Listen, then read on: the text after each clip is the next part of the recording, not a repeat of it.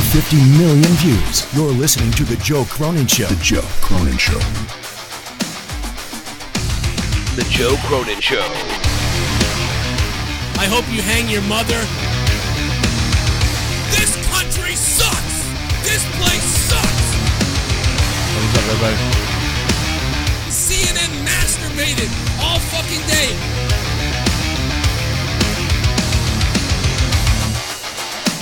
Dude, I will eat your fucking asshole out and then spit it into your mouth, baby bird style.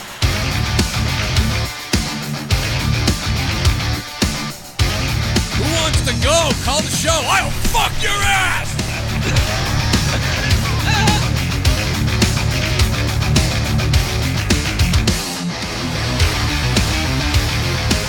I want to kill myself! If I think it sucks, I tell you! The Joe Cronin Show.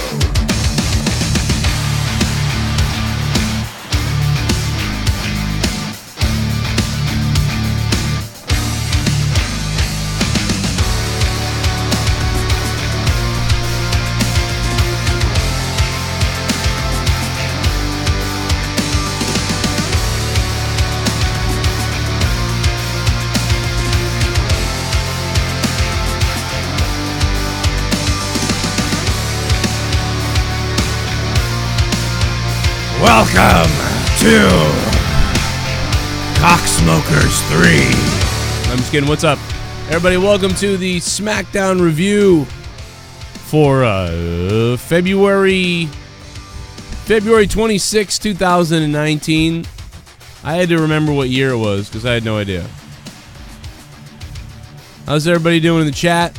Shout out to the chat. All the donations are on as usual, so those are good. Jake DeMarco in the house. Your mom in the house. Smackdown Live. Now that's a show tonight. That's a wrestling show from top to bottom. I can't believe it. I can't believe I just witnessed a wrestling show from beginning to end that I kind of enjoyed. I can't believe it. I somewhat enjoyed this show tonight. I can't friggin' believe it. Can you guys believe it? I can't. I'm shocked.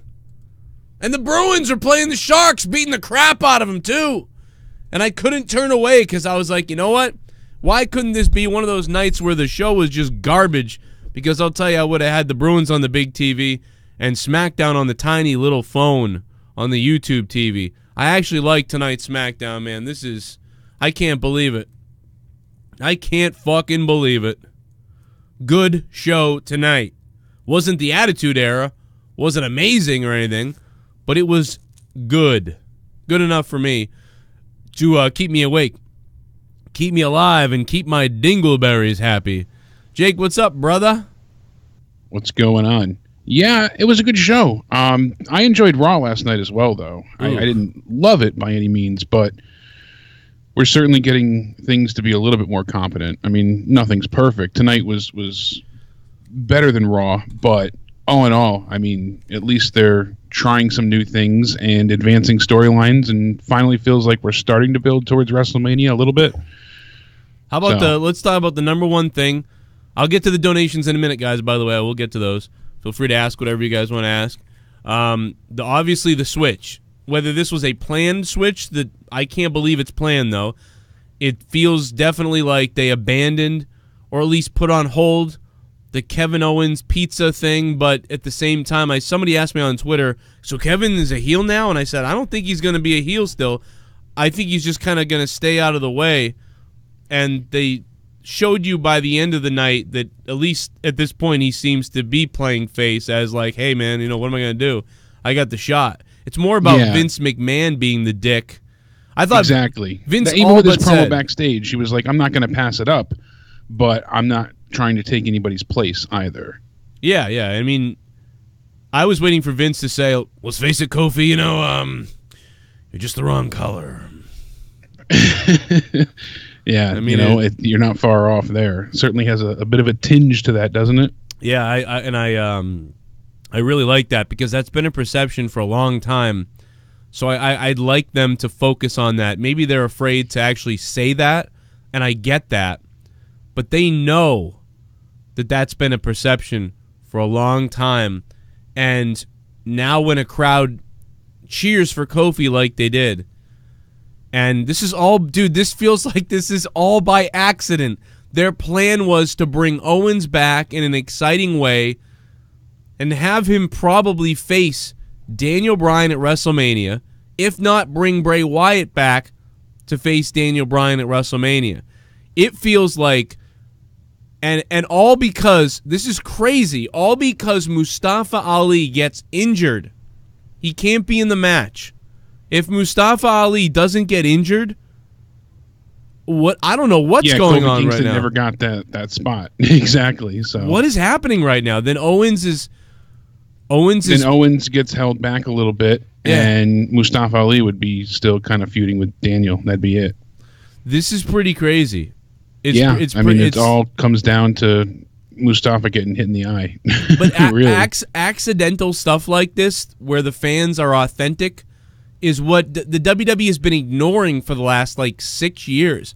I feel like every time something like this happens and the audience does something, other than Daniel Bryan at WrestleMania 30, and that was even arguable whether they listened or they last-minute listened, finally. But that could have been part of the plan all along, too. I'm still not convinced that Vince didn't plan that all along to get people angrier. I'm still not convinced, Jake, that Vince didn't purposely hold Bryan out of that Rumble. But I know. I don't know. I agree with you there. You'll never know, because this is classic Here's Vince. my thing, though. Tonight, I'm kind of slightly disappointed with how Owens was brought back. I was looking forward to the full face run that he was going to get. So it was, to steal from Tommy, a little bit lackluster. I was waiting for a little bit more of a triumphant return to wrestling. Well, they bailed because they bailed on him. Kind of impacted by you would have had that. Yeah. You would have had that. They had to switch it. They had to do something, and that's... I don't know, man. I agree with you. I thought we were going to get some kind of crazy, but once he started doing the promos, it was kind of like, well, he's coming back. Here's the promos. Yeah, and he's back into the full swing of things, just like Roman. They dove back in head first. And now they've officially set up. We already thought this, but now it's 100% confirmed that they are setting up Crazy Vince to be taken over by Stephanie or Triple H soon. That seems that way. He's going to meddle in every decision, every factor, every thought, every plan. Right. And it's only going to get worse and worse. And then eventually Triple H and Stephanie, like you said, somebody's going to usurp him. Right. Somebody's going to be like, that's enough, Vince or whatever. They've got to take him down a few pegs. It certainly smells of that distinction. And Vince doesn't want to be out there either, so he's going to hope, I honestly believe, I know that they'll never go back maybe and write his own death again, but I no, honestly, I really believe, into that. I really do believe this is him writing himself off soon. This is going to be his last, I believe this. This is going to be his last story, and I'm not kidding. He may still even be in charge, obviously, in the back and everything, but I think this is going to be his last on-TV story. This is done to give you the perception that Triple H is now in charge, or that Stephanie and Shane are in charge, and it will be the three of them, basically kicking him out or something like that, and you probably are not going to see him on television, maybe, again, after this is over, and I know that's kind of crazy to say, but I really believe it, and I feel like that's his thinking, and that would be my thinking. Listen, we can't keep doing this where the possibility of me coming out and every 3 years it's like I got to come back out again or whatever or get somebody over. This is going to be it. Yeah, we're going to solidify that this is not me here anymore. And whether that's real because he's leaving for XFL, which is not what he said. He said he will not leave for XFL, he will not leave WWE. Or whether that's just to give you the perception that, hey, listen, I'm not here anymore, so stop. And you didn't want me here anyway because look what I was doing. That really hit for me. I loved the swerve that all of a sudden, and you knew what was happening when his music hit, unfortunately. As soon as his music hit, yeah. You were like, oh my God, they're going to take it away from Kofi now. What the fuck? And I knew it right away. And I didn't expect Owens to come out, though. I expected, there was a couple of things I was thinking, but some people thought Big E was going to attack him. All kinds of stuff like that, which would have been a great story as well. That was my first thought. When I heard Vince's music and he said he's going to replace him, I'm like, oh, wow, watch him replace him with Big E. I really didn't think it was Owens. And the New Day was overplaying how they loved each other, too, so it was like, oh, dude, here we go. Here comes the turn. And someone that's more deserving, and I was like, oh, he's going to pick Big E. Watch, he thinks he's more of the look of the champion. And I almost think that would have worked better. Yeah. Get rid of the New Day now. I'm not thrilled with the entire angle. Well, I know you liked it. I really didn't think care this for keeps it. the racist undertone though, and I know that's sick. And I know, really, no, seriously, I know it does. I know that's sick and weird, but I like it because now it's like here's Kevin Owens, the white guy, because box, all that stuff, and I love this. I love this. If it was Big E, well, that's a black guy too, so that really doesn't. But there's this undertone. There's this undertone of Vince doesn't want a black champion. So I like that. I like that. That makes Vince way more evil, and I like that. They could even do more with that about how Triple H and them said we really shouldn't bring back Hogan, and Vince really wanted Hogan. They won't go there, but I would go there because it's fucking hilarious to me. There's always been this talk about they won't push black guys the right way and stuff like that, other than Goofy and if they don't shuck and jive and dance. So this really kind of plays into that. You don't really need to say that. I don't think they want to. It doesn't have to be. Doesn't have to be stated. Yeah, it's just implied heavily. it's awesome, dude. And dude, Kofi, this really. I mean, you really believe that Kofi's going to Mania? They switched them right now. They were like, we can't do this. We got to make a switch. And we said that. We were like, oh man, the rumors are that they want Owens and Bryan at Mania, and we were saying like, no, shit, that's awesome, but this is going on now. That's not good. And now they've realized that they've made an adjustment, it seems like they called an audible. And unfortunately, as awesome as that is, like you said, the guy that loses out here is Kevin Owens because... Yeah, I mean, I was hoping for a better return from him. We already have this angle going on with Vince on Raw, so again, SmackDown is the B of the A. It's just another copy and rinse and repeat, it seems like. I really wasn't crazy about the angle, and to me, I might get a little heat for this, but it's not that I don't like Kofi, but at least if he was just going to Mania, I'd be okay with it. But to me, I feel like Kevin Owens is a bigger star. I mean, he's certainly not as over as Kofi, but to me, it sounds the match I'd rather see is Kevin Owens versus Daniel Bryan instead of Kofi Kingston versus Daniel Bryan. I disagree. Kevin Owens and Daniel Bryan, yes, could be awesome, but I feel like we would get another Bryan, AJ Styles type of thing, and it's like they'd be good, but there's no feeling there yet, and I don't know if it would come out. Maybe it would with the promos. I'm sure they could build something good, but right now, because Kofi has the sympathy of the crowd and there's a connection going on, you're not going to get anything louder than because Bryan and Owens at Mania would be awesome, and the crowd would be a little bit split. By WrestleMania night, crowd would be really split. But when Kofi steps in there at WrestleMania against Daniel Bryan, which I 100% believe now is happening, that crowd is going to blow the roof off for Kofi Kingston. I mean, dude, he's going up against Daniel Bryan. The crowd blew the roof off for Daniel Bryan at WrestleMania 30 and for years wanted Bryan back. And then we believe the WWE held him out on purpose to put Roman over. And now Daniel Bryan, after coming back, this miraculous comeback to crickets, now they're booing Bryan, and Bryan is like the best heel in the company. And Kofi Kingston is like a phenom right now. This place is going to explode WrestleMania night for Kofi Kingston for so many different reasons. It's insane. And if Kofi Kingston becomes the WWE champion, that's insane. I went to fucking wrestling school with this guy. This is awesome to me. But forget all that. It's just the fact that he's connecting with the crowd now. Nobody else is going to be as loud. And I noticed, let's move to another thing now about the ending. Kevin Owens using the stunner. Yeah.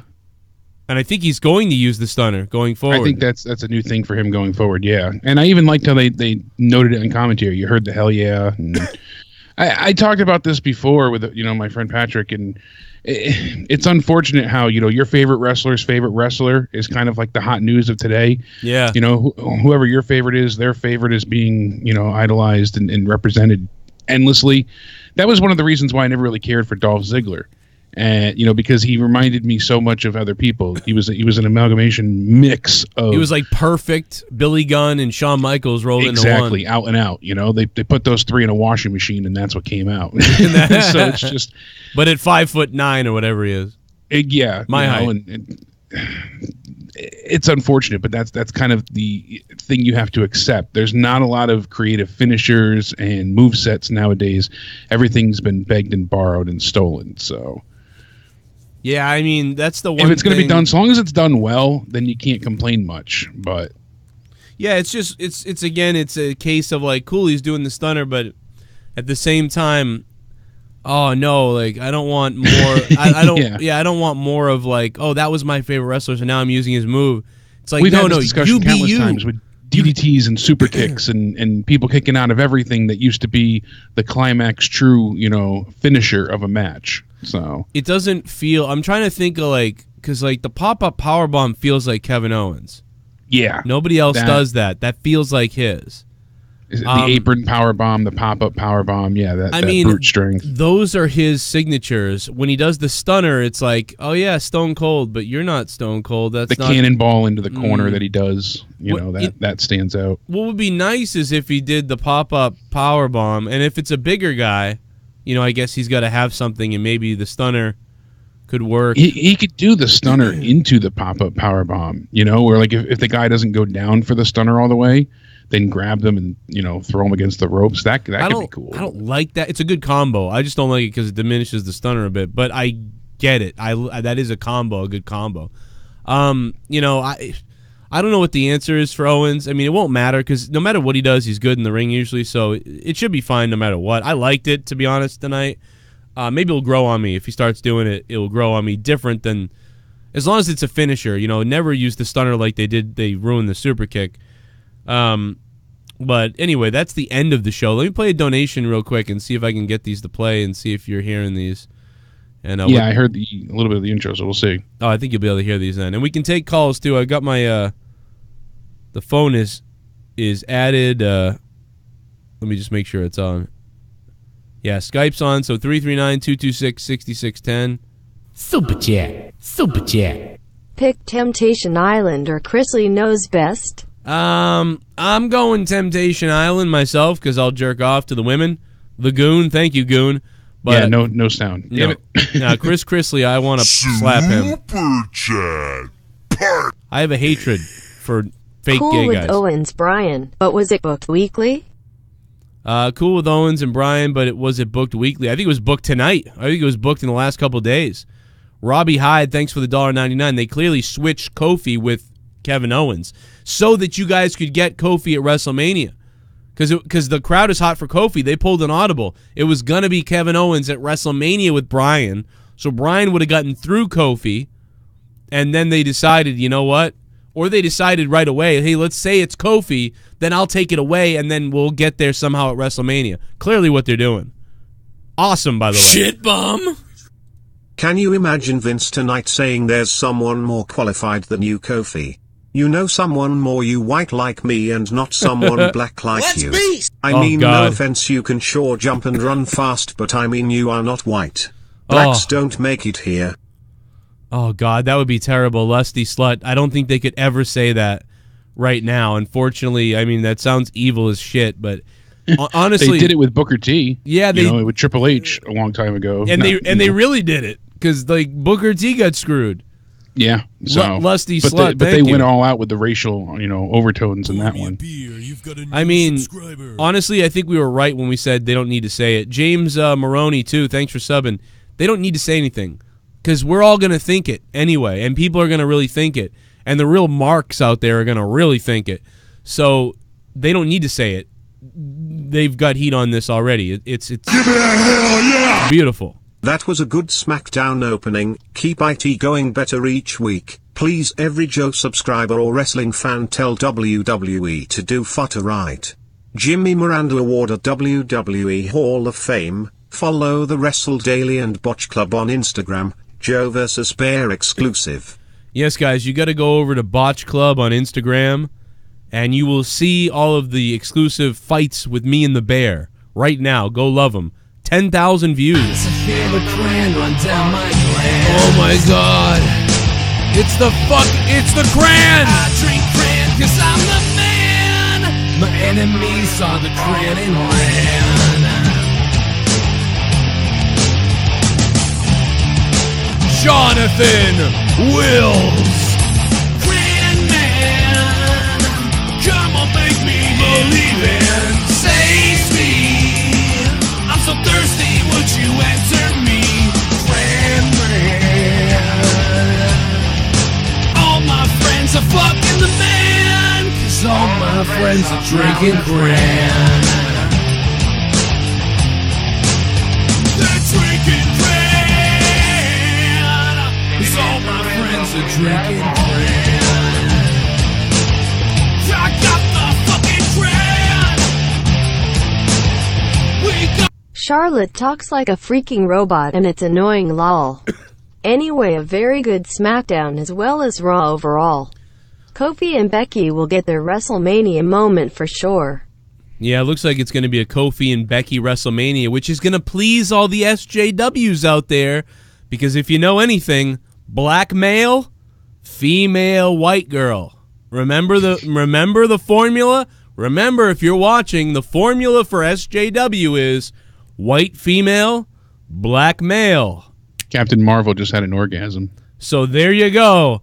All the propaganda in the world for the SJWs. And guess what, guys? I'm not complaining. I'm on board with the white female and the black male. I am on board. But they have met their SJW quota a la Star Wars and Ghostbusters. And well, Ghostbusters hates all the men. But, you know, basically, if it was a white guy, he was an evil dude. But that's what people are doing everywhere right now. White guy, bad guy. White woman, black guy, friends. It's amazing. It's going on everywhere. And now WWE's about to do it. But I like it. I'm down with it in WWE because it's authentic. The crowd chanted for Kofi. They gave him. They're going to give you Kofi. The crowd chanted for Becky. They're going to give you Becky. So it's not really the same as the SJWs in Hollywood. I can already hear some of the wrestling fans saying it. I get it. But you know what? I love Kofi. I'm cheering for Kofi. I'm excited this is going to happen, guys. I think it's going to happen. And also Becky Lynch, man. That's going to happen too. Now, going to your point about Charlotte Flair. I thought her peacock. She normally is a robot, and she is a little bit robotic. But god damn it, her promo was good tonight. I don't know what the hell you can say about that. I wasn't crazy about it. Why? I felt it was kind of just same old, and pretty stiff. I felt like she was so scripted tonight. She hit her, not even like her usual bullet point standards. She had no problems other than saying Vince McMahon's name once. Everything else she nailed. No, she didn't. Yeah, that was it. She wasn't botching or flubbing anything. She just felt very scripted and not to sound cliche as the donations, but robotic. Yeah, she just always sounds robotic. But I mean, it didn't feel natural. It just felt, very cliche in a sense. When Rhonda speaks, even when she messes up at times, you get that sense of emotion and passion from her. You can see that her hands shake a little. She gets really into it. Her tone changes. Her stance is different. It just there's a lot of emotion conveyed. I guess I'm confused because Charlotte's a bad guy. Like, Charlotte's a heel. So she cuts this, like, robotic promo, but she hit on everything. Like, so if that was written for her, holy shit, is she good at memorizing shit. Because she was she brought up everything. She nailed all this shit, and then she was like, Becky. Then she even made sense. She said Becky or Rhonda is a quitter and brought up that she dropped the title. I wouldn't do that. Like, dude, I totally disagree. I thought Charlotte did like one of her better promos tonight. Robotic still, and she's the heel, and she works different than Rhonda. I love Rhonda. I like Rhonda better because Rhonda just flips the fuck out, and she has has bullet points in her head, but Rhonda, no real filter. It's just that it didn't feel convincing to me. It just felt static and emotionless. I mean, she's kind of the Ice Queen. She is, but I don't know. It wasn't to a benefit of her character. I don't know. I didn't have a problem with it. I actually wrote down good promo by Charlotte. Like, it's not that it was hated. I mean, she, like you said, she made sense. She was competent. It's not, because she said McMahon's name wrong. And she looked screws up confident. somewhere. She got right in the camera's face. It zoomed in on her. She was looking right at it, like, she was fucking. I thought she was awesome, but I mean, maybe I'm crazy, but I thought she was awesome. No, I mean, a lot of people enjoyed it. I mean, so I don't think like I'm her. the odd I one don't. out here, but- They've made me not like her. I hate Charlotte. I want to see her lose. I didn't want her in this match, but I mean, she's awesome still. Like, I don't like her, but in the match, she's going to be awesome. She's so good at wrestling, and she's got a good presence. Yeah, I don't. Have I wish any she would problem. adjust her cadence and her tempo. I think it's just because she's so pretty much monotone, and the way she speaks, it flows very slowly and steady together. It doesn't feel like she has much passion in it. Yeah, I mean, she's definitely not likable when she has promos. She's not likable. It's not like Ric Flair, where a lot of people are gonna hate Ric Flair for some of the stuff he's saying. But a lot of people want to be Ric Flair secretly, because he's like... You don't have to get on the mic and scream to have a good heel promo. I don't know. I like that she pisses me off, that I'm annoyed by her. It's not that bad. Like, Natty annoys me. Like, Natty's promos, like, she actually annoys me and I think sucks sometimes. Natty and Naomi, and that's nails on the chalkboard. Charlotte, I feel like, is getting over with heel heat the right way. I feel like if she was too awesome, it would be like, oh, now I'm going to cheer her. So I'm kind of glad she's better than Becky. I think Becky's sometimes her promos are goofy. Like, I said the same thing about Charlotte, though, even when she was a face. That's kind of a common complaint from me. She's always even the same. When she was from her main roster debut with the whole PCB angle, and then on, she just even when she was trying to thank the fans, she just doesn't have the ability to convey emotion well. So yeah, she's I robotic. felt like here she should have, instead of sounding like a mastermind or very villainous, she just sounded, again, lack of better adjectives, robotic. So it wasn't bad by any means. It's just not something that I went ahead and fell in love with. Well, I don't want to fall in love with because she's the heel. From a reviewing standpoint. Yeah, I mean, I guess you could chalk it up to being a little boring if you think she's that robotic, which I do. She's normally is a robot.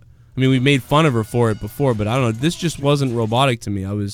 Maybe it's even just the fact that, like you said, maybe it struck a nerve. It's just the fact that you don't want to see her. So in my mind, it's just I'm skipping over it.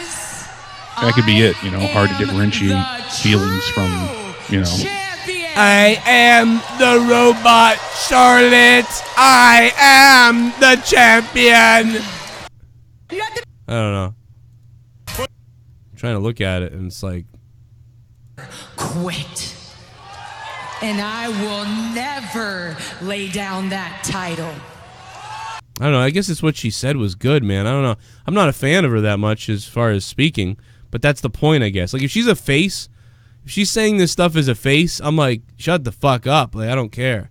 And I wanted her to be heel. But anyway, I don't know. I thought Charlotte had like a fucking 8 out of 10 promo for her. Maybe a 7 for a normal promo. But yeah, she's very robotic. I agree with that. But that was one of her better ones, I thought. Except for she said Vince McMahon wrong, or she went McMahon. Yeah, there's only so many times you can say Mr. McMahon in a row before you get jostled up. So let's go back to the beginning of the night, because we covered at the end a lot. Well, in the beginning a little bit. They're in the ring. They're making it look pretty good with Daniel Bryan in there. And then we have the swerve, which was awesome. I thought that was an awesome way to start. And it all started making sense. That was cool. And then, so I'd give the start of the show a pretty damn good start of the show. Maybe a 7 out of 10 start. And then the Hardy Boys returned. Or Matt Hardy returned. Looking slim like we knew he was. He's got only 11 days left on his contract last week, they said. So this is like 4 or 5 days left, unless he signed something we don't know about. We don't know if he signed or if this is a one-off appearance. But this just felt like him, being in the hometown, showing up kind of thing. Mm-hmm. That's what it felt like to me. Yeah. I don't know if we'll see him again. But the little surprise of him being there and with Jeff and having a tag match against Sheamus and Cesaro made things, while they've had matches enough before and they were getting boring too, it was a little more exciting that he was back and that they had this match. I thought it was pretty good. It was a little bit of a shock thing. Oh, now this is happening. So the Hardy Boys win that. Don't know how that helps if Matt Hardy's not coming back. If the Hardys get a win. I mean, this was just about making the crowd happy, I think. So fine. So that was okay. Then I really enjoyed the next thing that happened. R-Truth and Rey Mysterio and Andrade had a short match, but I thought it was kind of exciting. I liked what R-Truth did. He was funny when he was talking about Cena. Like, what would Cena do? And he'd take on both of them, and he was like, whoa, he's crazy, like, or whatever. Like, I mean, that shit was funny to me. Yeah, he's been my hero since I was a little tyke. Dude, and then he's like older than him. So that was funny, and then they had a decent match. It was a short match, but I liked that because we don't need to have another drawn-out match. There's all these other matches coming later that are going to do that. Yeah, Carmella and Zelina Vega are able to kind of keep each other busy, so there's not much in the realm of outside interference. So everybody had a working part. It looked good. He even went for the five knuckle shuffle and the attitude adjustment and things like that. So that was funny as well. Yeah, exactly. That being said, I'm trying to figure out the calls, so I'm sorry if I missed your call, guys, but I will get to the calls in a minute. Okay, so let's cut through it real quick, and then we'll talk more about it. R-Truth gets the victory. I like that because he kind of surprised Ray. A lot of stuff happened. R-Truth keeps the belt. Thought it was a good way to get them all in a match. I mean, obviously Andrade should win the belt eventually or something. I agree with that. People were like, I'm pissed that Andrade didn't win, and it's like, well, it's not his time yet. It's coming. It's going to be coming. And either these three can have a match, or somebody will win the belt. Ray or Andrade will win this belt. And we'll see the Intercontinental title maybe open up WrestleMania, or rather the United States title maybe open up WrestleMania. I'd actually rather see the Intercontinental belt open Mania, but whatever. I would like to see the Intercontinental belt or United States title in a ladder match in Mania. We'll see. And I mean just a one-on-one. Either one of them would be good. Just a one-on-one ladder match. That's all we need. Don't need the six-man. I'll take it, though, if they do that. So I thought that was a thumbs up as well. I thought they hit on everything. Not very well on everything, but they hit enough on everything that so far I thought things were pretty good. Talked about the Charlotte promo. Ricochet and Aleister Black versus Rusev and Shinsuke Nakamura.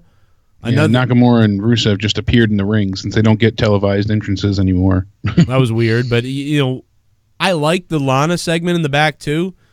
More because Ricochet is not always good on the mic, but he came off really good on TV in that response to Lana.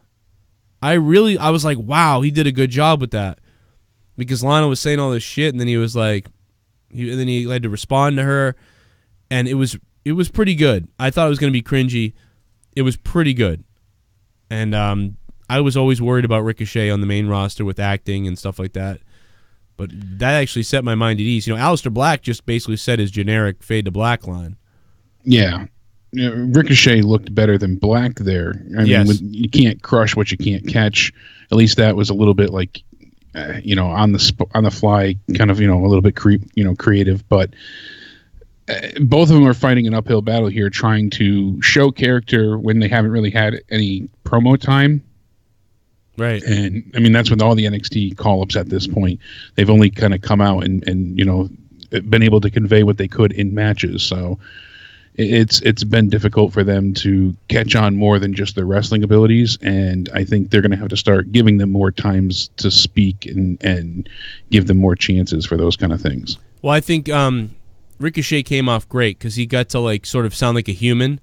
And he was like, yeah, you can't catch what you can't catch. And then people all my life tell me that, and then I enjoy the smile afterwards, that type of thing, whatever he said.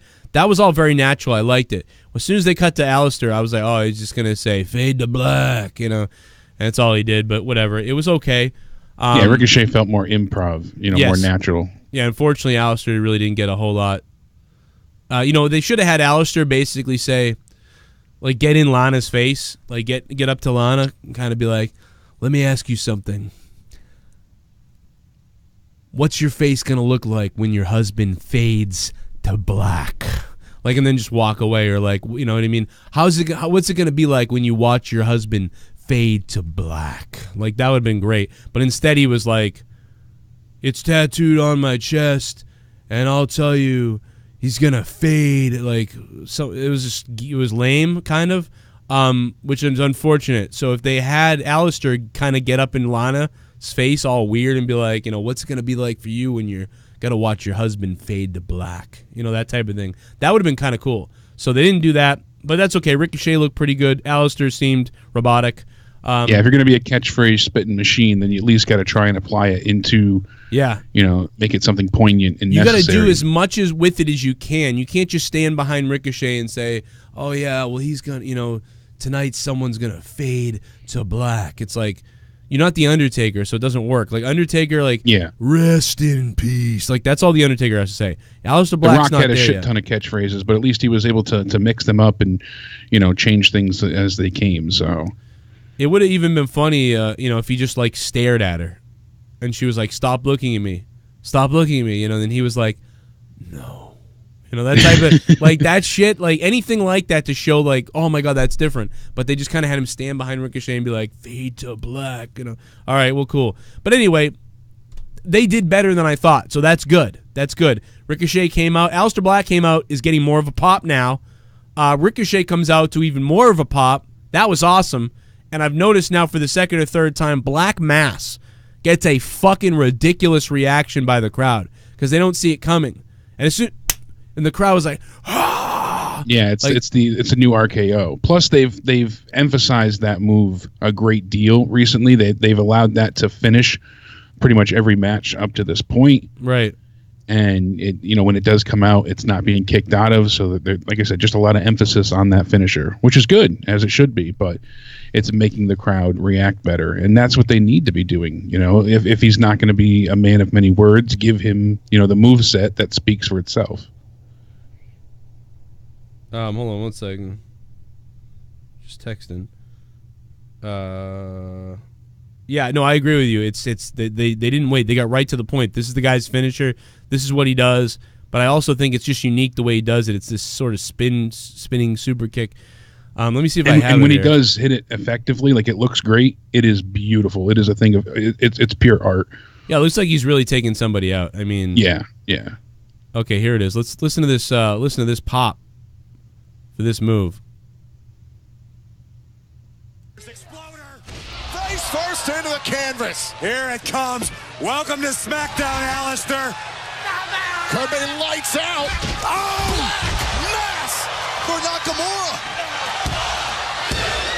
Black and Ricochet. That place is making pretty damn good noise for a guy who's only making his, I think, second appearance on SmackDown. You know, unfortunately, this could have happened for any of these NXT call-ups in the past, like Nakamura and all them, but timing was just never right for any of this. These guys are benefiting from a stagnant time that people are waiting for something new. They really pulled the trigger on this at a damn good time. So now we're getting to see the fresh blood again. Every time I see these guys, it's exciting right now. I mean, we always loved them in NXT, but we didn't know how they would convert. This is one of the first times that we're actually seeing NXT talent come up, and it's exciting. It feels like they're like really exciting. You know, even with like Shinsuke at first, like people didn't quite get it, a lot of people, and they weren't really cheering for him the same way. And, you know, with a lot of guys, it was like that. Maybe Owens got reaction, but these guys are getting reaction. And these are the two guys that are getting the most reaction, too. Not Ciampa and Gargano didn't even.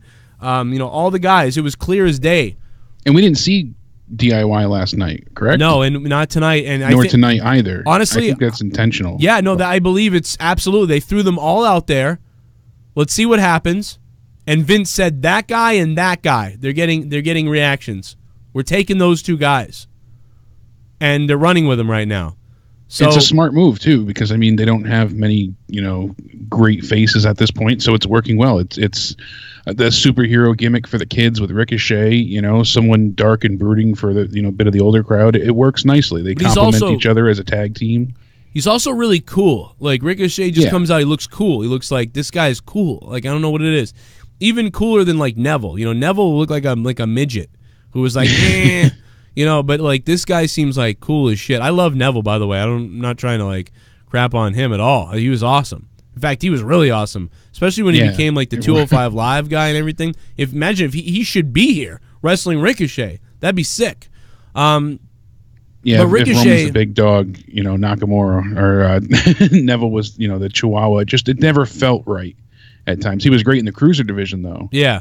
205 Live was, him as the cruiserweight champion was fantastic. It blows my mind that we were sitting here 5 years ago on this show saying, man, imagine Ricochet in the WWE, like, and all that shit. We were just talking some crazy stuff, like, imagine Ricochet. Like, it's crazy that it's actually happened.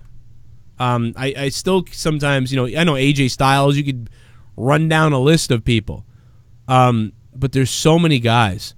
And Ricochet, when he was in Lucha Underground, we talked about him in Lucha Underground, like, oh, man, if this guy could get to WWE, holy shit, it would be crazy. Yeah. And here he is. They've acquired so many great talents, and that's the thing right now. They I've said it before. This is some of the most talented, in-ring performers that they've had. Not so much mics and promos, and all that, but in-ring wise, definitely some of the most talented. They just need to make them into stars everywhere, in every other aspect. Even crazier is I get to call a match with Ricochet with Matt Stryker when he was still Prince Puma, and that was wild, dude. Like, I was like, wow, I can't believe I'm seeing this guy right now in front of all these people, and he did some crazy shit off the top rope onto a wooden floor that I don't think I would ever try. I'm like, this is nutty. This guy's like levitating as he falls. And I thought, I don't love a lot of the guys that do the flips everywhere and stuff all the time, but I really like him because he also usually sells. He's usually selling. NXT takeovers where he got kicked and went flying over the top rope out of the ring. I mean, he sold that like Shawn Michaels would have sold that. And he's not Shawn Michaels because he's got a different style, but sometimes he sells really well, which is surprising for a guy who does all these things. A lot of times those guys won't quite sell the right way to me. And I think he's one of the better ones at doing it. So that's another reason why I enjoy him. And it's baffling too with the, they're doing justice with these call-ups, but they made a big deal with the other call-ups. Lars freaked out. EC3 became the bottom 1%. Love that song, by the way. And then, Heavy Machinery are in the back fighting people, and you have Lacey Evans who forgets to go to the ring. I don't quite understand what they're doing with her. She walks out and then abouts face and heads back to the back. She's like, hold on, I forgot my cell phone. That's about it with her. So I don't know really what they're doing there, but they haven't done justice with any of the, most recent call-ups, and I just failed to understand what they were trying to do with them. I mean, I just think it's a way to get her on TV and to, antagonize people and stuff like that. At first it was kind of like, that was dumb, but now it's become a thing that I get it. I mean, we thought that they would do this, that, they're just going to keep doing that with her. Just parade her around. What I don't like about it, here's what I don't like about it. What I don't like about it is they're constantly doing this, where they're like, get ready for this person, get ready for that person, or like somebody does something like this, and then they just diss the fuck up here. Yeah. Like, and you're like, why did you do that for 9 weeks? Like, we've seen you, overstate this, whatever it may be, and then you just vanish. David Copperfield. We got style. Mojo Rawley, who's nowhere to be found. After that, I knew they weren't going to promo. do anything with that, dude. I was laughing. I'm like, Jake was 100% right. I mean, you shouldn't have been right though. No, I shouldn't have been. They show this guy laughing into a mirror like you always knew what you had to do or whatever. Ha ha ha! Like, it was like, fucking, that's hilarious. If he keeps that up, that's crazy. I want him to be crazy, man. And you're like, I just don't think they're gonna do anything with it. So I'm not even excited. I'm like, really? After that time they gave him to do that? Not one appearance after that. Maybe they saw like the response to the segment on Twitter. I mean, I worry that they base things off of social media a little too much at times.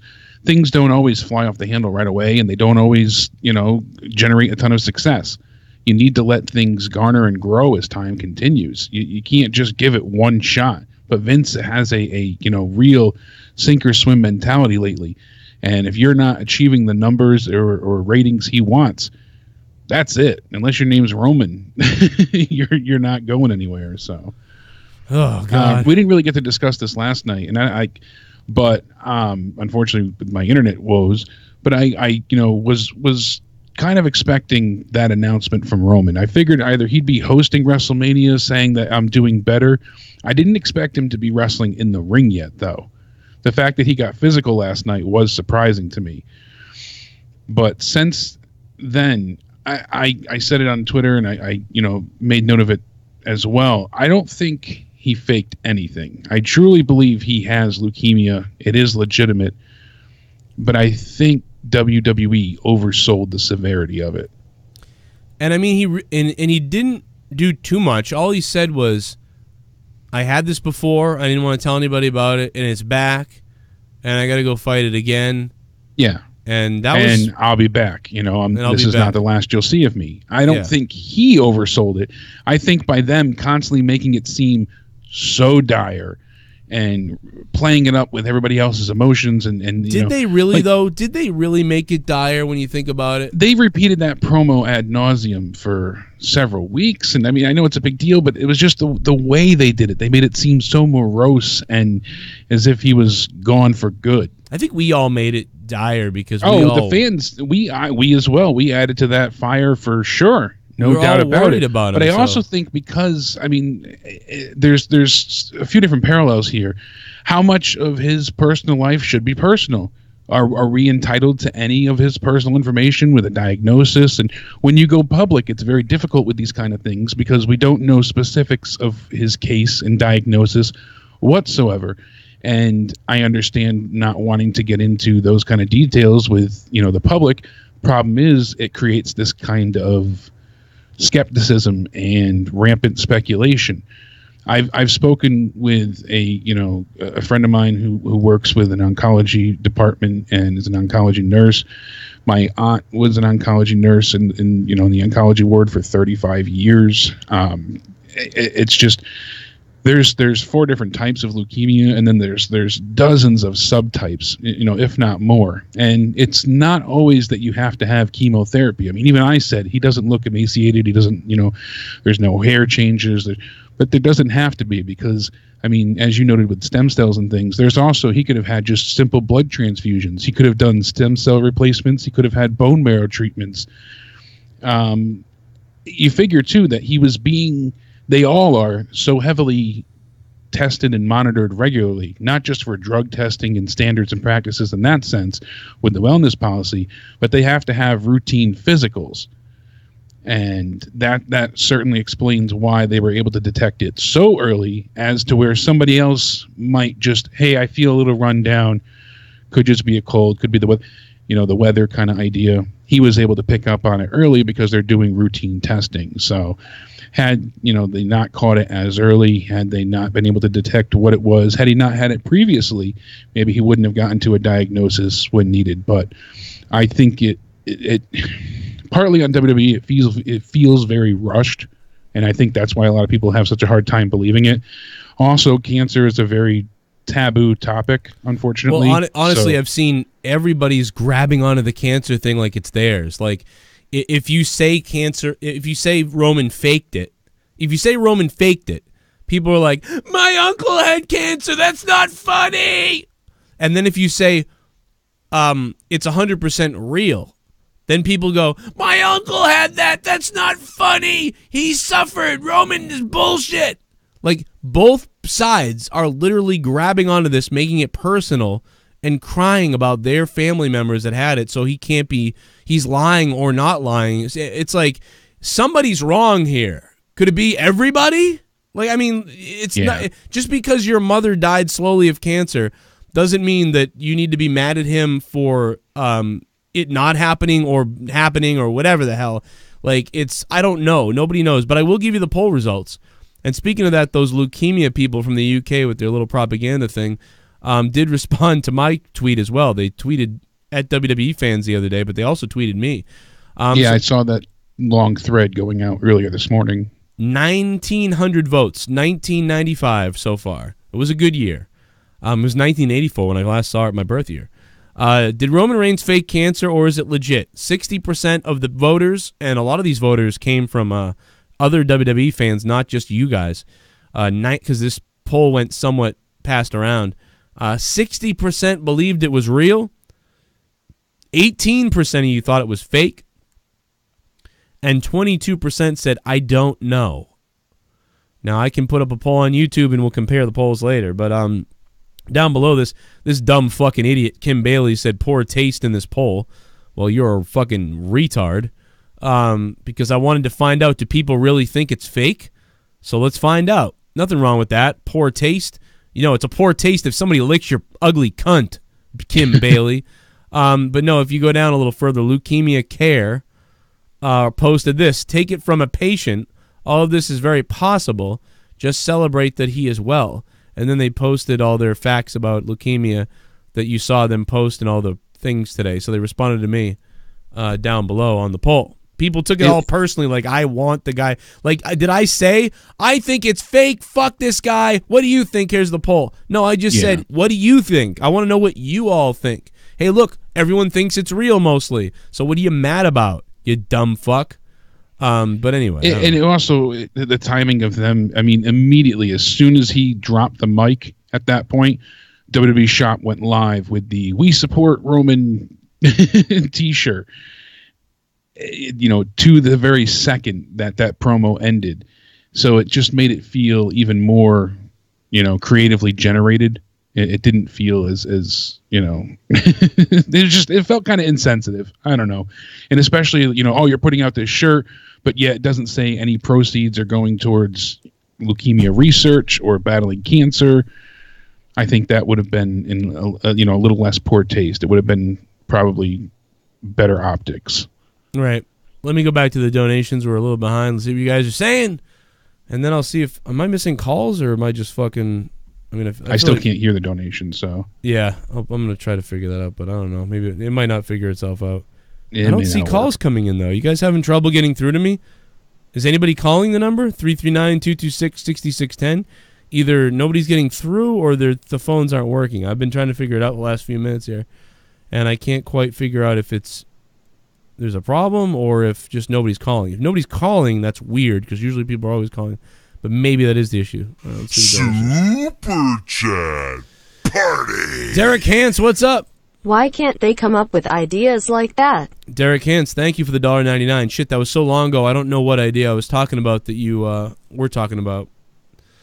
I've had a couple of good ones. I'll say I think what they did tonight was pretty damn good in some of the cases. But Derek Hans, thank you, my friend. Good to hear from you tonight, and we'll see what other people got to go on here. Oh, no, the calls are working. All right. I see a couple people calling now. Okay, guys, so I'm sorry. Give me a few minutes. I'll take calls if you want.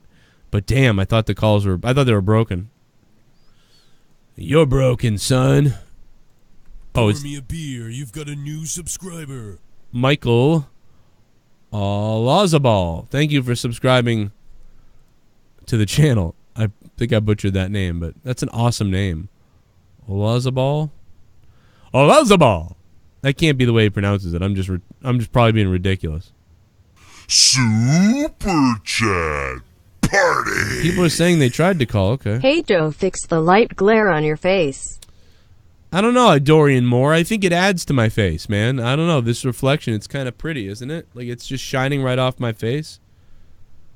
I feel like it's nice. I feel like it looks pretty. I feel like it's making me look pretty, Dorian Moore. I'm going to go with it. What do you think, Tommy? You piece of shit. What the fuck the point is, Vince? That floated around all over Twitter all week. Because you farted on my husband. Super Chat Party. Hey, Joe, fix the light glare on your face. No, goddammit, Dorian Moore. I don't want to do it. I like the glare. I don't want to. Honestly, I would fix it, but I just don't want to get up and start adjusting these studio lights. You know, I just don't want to have to get up and do it. I'm lazy as shit, dude. I mean, come on. You're talking to a very lazy dude right now. I'm not feeling the best right now. 646, you're on the phone. What's up? Hello. Hey, what's going on, man? Oh, my bad. Hold on. Oh. Hey, 646, can you hear me? Hello. Failure number 1. Let's bring in Matt the Misfit real quick while I grab my coffee. Matt's always good to talk for a few minutes while I grab a coffee. And he'll definitely have some shit to say. I'm going to go back to the donations in a minute, guys, so don't worry. I will go back to the donations in a second. The question is, can I hear him? Because I couldn't hear the caller. You couldn't hear that caller? No. Well, I couldn't hear the caller either. They didn't say anything. Okay, all right. That would that would be why. Then. Yeah. I thought I just couldn't hear him. Yeah, they made a noise though. They were like, ugh, and then they're like, that was it. So let me try to add Matt to the call. We'll get back to the donations in a minute. But for right now, Matt the Misfit, are you there, sire? Yes, I actually called into the new Skype this time. No, yeah, that's all good, man. I'll take your call on this. Yeah, so SmackDown was actually really good tonight. No shocker there. But you know, the thing with you guys were talking about the whole Roman thing. I'm like, you know, what if Vince keeps this whole fucking being a dick to people, and what if just to piss people off, they replace Seth Rollins with Roman Reigns just to piss people off? Just be hilarious. If the only way I would see them doing that, because I could picture in some strange way that that's funny. I could more see Roman being added to the match versus replacing Seth, only because Seth won the Rumble. If Seth had just earned the number 1 contendership, like if he was in Finn Balor's place, then I think it would be a different story. Then he could be like, well, you were the number 1 contender, but since he won the Rumble, I don't know if they want to shit on the legacy of the Rumble that much. But I mean, anything's possible. We had originally heard like 2 or 3 weeks ago, I brought it up on Out of Nowhere, that they wanted Roman Reigns and Dean Ambrose to team up with Braun Strowman to take on the new heel stable. I personally passed that off because I said my most recent finding was that Roman would be getting involved in the main event, but he wouldn't be getting physical, and that he'd be making his return shortly after Mania. Well, that was wrong. He's back now, and obviously he's already back in the ring as well. So, but that match, I mean, this was 3 weeks ago. So 3 weeks ago, and Out of Nowhere, they went ahead and that was the possible match for Mania that I was given. Braun would replace Seth in the Shield, and they would take on the newest heel stable of Baron Corbin, Elias, and everybody else. Right. So I could see that happening without a shadow of a doubt, because I really don't think they're going to mess with Brock Lesnar and Seth. But I also don't, now, knowing Roman's back, do you honestly feel like Seth has a chance at all? No. That's my problem. I don't see Seth and Roman facing each other off. I think it's going to be Seth can't get the job done unless Roman helps. I've even heard people say, well, what if they pull a WrestleMania 9 like with Hogan, where Seth couldn't get the job done? I would hate that, actually. And then, he comes out there and Roman's ready to go, and Brock says, I'll challenge you now and beat your ass just as much, and then Roman wins the belt. I mean, I tell me you couldn't see them doing something like that. And with all the positive fanfare, he just gets cheered. I mean, when I read the rumors of them getting Roman involved with the Seth Rollins thing, made me ultimately believe they have zero faith in Seth Rollins at this point. Yeah, they used him as a workhorse to carry the company until Roman came back. And then Roman's back, and by the way, I don't think the WWE title is closing Fastlane after last night. There's a rumor going around that there's going to be the Shield and Braun Strowman versus Lashley, Corbin, McIntyre, and Elias. Yeah, so what they wanted to do at Mania, they'll just do it Fastlane. Yeah, that makes sense. But they'll have the full Shield there instead of Braun. Now here's my thing: what are they going to do with Ambrose at Mania then? Well, they'll do that match again in some shape or form, and instead it'll be Braun just replacing Seth Rollins. And then the thing with the NXT guys is, I honestly think that WWE realized they fucked up with Tommaso Ciampa having him as a babyface on the main roster because it did not work. It does not go and flow with the storyline that's happening in NXT, so they scrapped that whole thing completely. Yeah, because, I mean, they wanted everybody to come in, and they were built in such a way that they weren't, like, full-fledged faces, you know, for DIY, but they were the faces in that scenario, and it just, you know, Ciampa just didn't work looked well. out of place as a babyface on Raw and SmackDown. Yeah. To go back really quick, Jim Case, that's a great point. Fuck me, yeah. It's okay to shit on the Women's Rumble. Becky won the Women's Rumble, and they took her out of it. So certainly they could shit on the Men's Rumble and take Seth out of it and say, fuck the legacy of the Rumble. Roman's going to WrestleMania. Well, here's the difference, though. Becky wasn't actually a official member of that match, though. Yeah, that's the only Not that I'm saving complaining. grace. No, but you're right. That's the only saving grace to the scenario that you have of Seth still facing Brock. And I still think last night they wasted a Becky appearance last night on Raw. Yeah, I originally, because I didn't get to talk last night, I said, all right, here's the deal. They're having Becky come out early because they want you to not wait during the birthday bash for her to, you know, ruin it.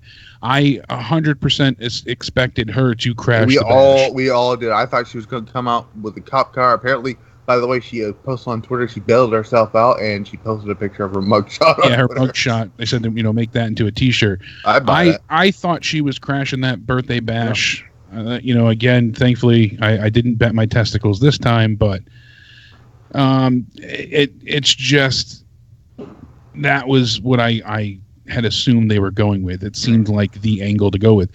That's why I think the Batista angle worked so much. I don't want to say better, but worked so well because it was more unexpected. Seeing him drag the cameraman over to the dressing room, and you know how just, you know, he was an animal. He really was. You know, he turned into the animal, and it was a great angle, very well done, well produced, well shot. I like that a lot for the ending. 100% confirmed. We're getting Triple H and Batista at WrestleMania. And then I guess Batista's the heel in this scenario. And like Joe had said, you know, they can fix things in a week, you know, saying, do I have your attention now? Just with him saying, you know, I've been trying to get a hold of you. I told you at SmackDown 1000, you know, you never got through me. You know who else said, do I have your attention now? CM Punk. By the way, I was watching these this Most Savage videos of WWE or something. And do you remember when Big Show said to CM Punk, give it about a week when you leave WWE and people... you'll be old news. People will forget about you. And then we're still chanting CM Punk 4 or 5 years later. Yeah, exactly. 5 years have gone by, and he's still, you know, gone but not forgotten. So I'm assuming next week they're going to officially bring Becky back and put her in the match at WrestleMania. Yeah, because, I mean, you're going to see Charlotte go to accept the title, and we'll see what happens there. I think my problem with Charlotte tonight is not that she did a bad job. I'm someone who relies on their emotions a lot. You know, obviously, I wear my heart on my sleeve, and certain things, that if they don't click and gel with me, it's typically because I'm not emotionally invested. And I think I'm so sick of Charlotte that maybe she is doing a good job, and my emotions have just blinded me, admittedly so. That's why I like to usually take time and kind of hold off on giving a score to the end until I talk out everything. I might flip my opinion a few times as I talk it out in my head, because I am, you know, someone who relies on their feelings for judgment. And granted, that's one of the things that upsets me the most is that, you know, I don't want to see a triple threat. And I know we're stuck with it. That's all there is to it. But I haven't accepted it yet. And unfortunately, it's just I the angle want I the think a lot of people because I don't want to see Becky and not Becky. I don't want to see Charlotte and Asuka again. It's just my thing. Yeah, but we didn't even see Asuka again tonight, and that's you know, again, unfortunate. Not SmackDown, but WWE posted a few days ago. Posted on Twitter they are looking for somebody else. They had in that picture? They had Mandy Rose, Naomi, Carmella, Nikki Cross, and who was the other one? The one who hasn't had a match on the main roster yet, Lacey Evans. Lacey Evans, yeah. Yeah.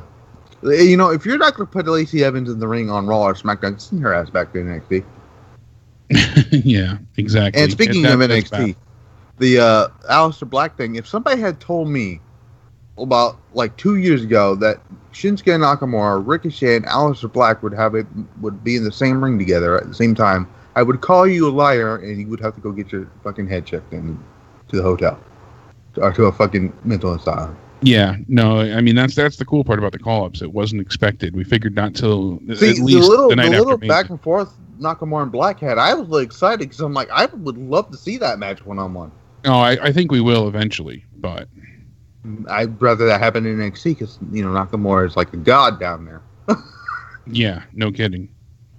But it's just, it's unfortunate that, we are getting the triple threat. I think the original lineup had, better legs to stand on, just the one-on-one match between Becky and Ronda. Yeah. And that's part of the reason why I'm not crazy about the Kofi Kingston angle as well. I think that in my mind, I was excited for Kevin Owens to take on Daniel Bryan. I was looking forward to this new version of Kevin Owens. So it's maybe, again, it's just my opinion, and that is that, everyone's got one. But I went ahead and I said, hey, that's the thing. I had expected, it to go one way. So we've seen this been playing out for weeks now with Vince, getting involved and taking away Becky's spot. So for him to do it to Kofi, it just didn't have the same effect on me as it did initially.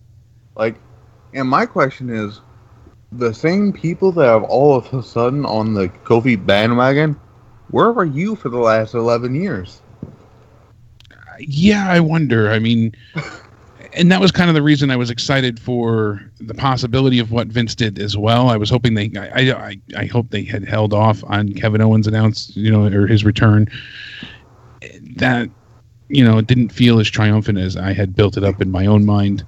Granted, I originally thought they were doing the exact same thing they did with when AJ Styles was the champ. But they had him and Nakamura a feud for like 5 months and had that one match with Rusev, went in right to a feud with Samoa Joe. I thought they were going to do that same thing with Daniel Bryan.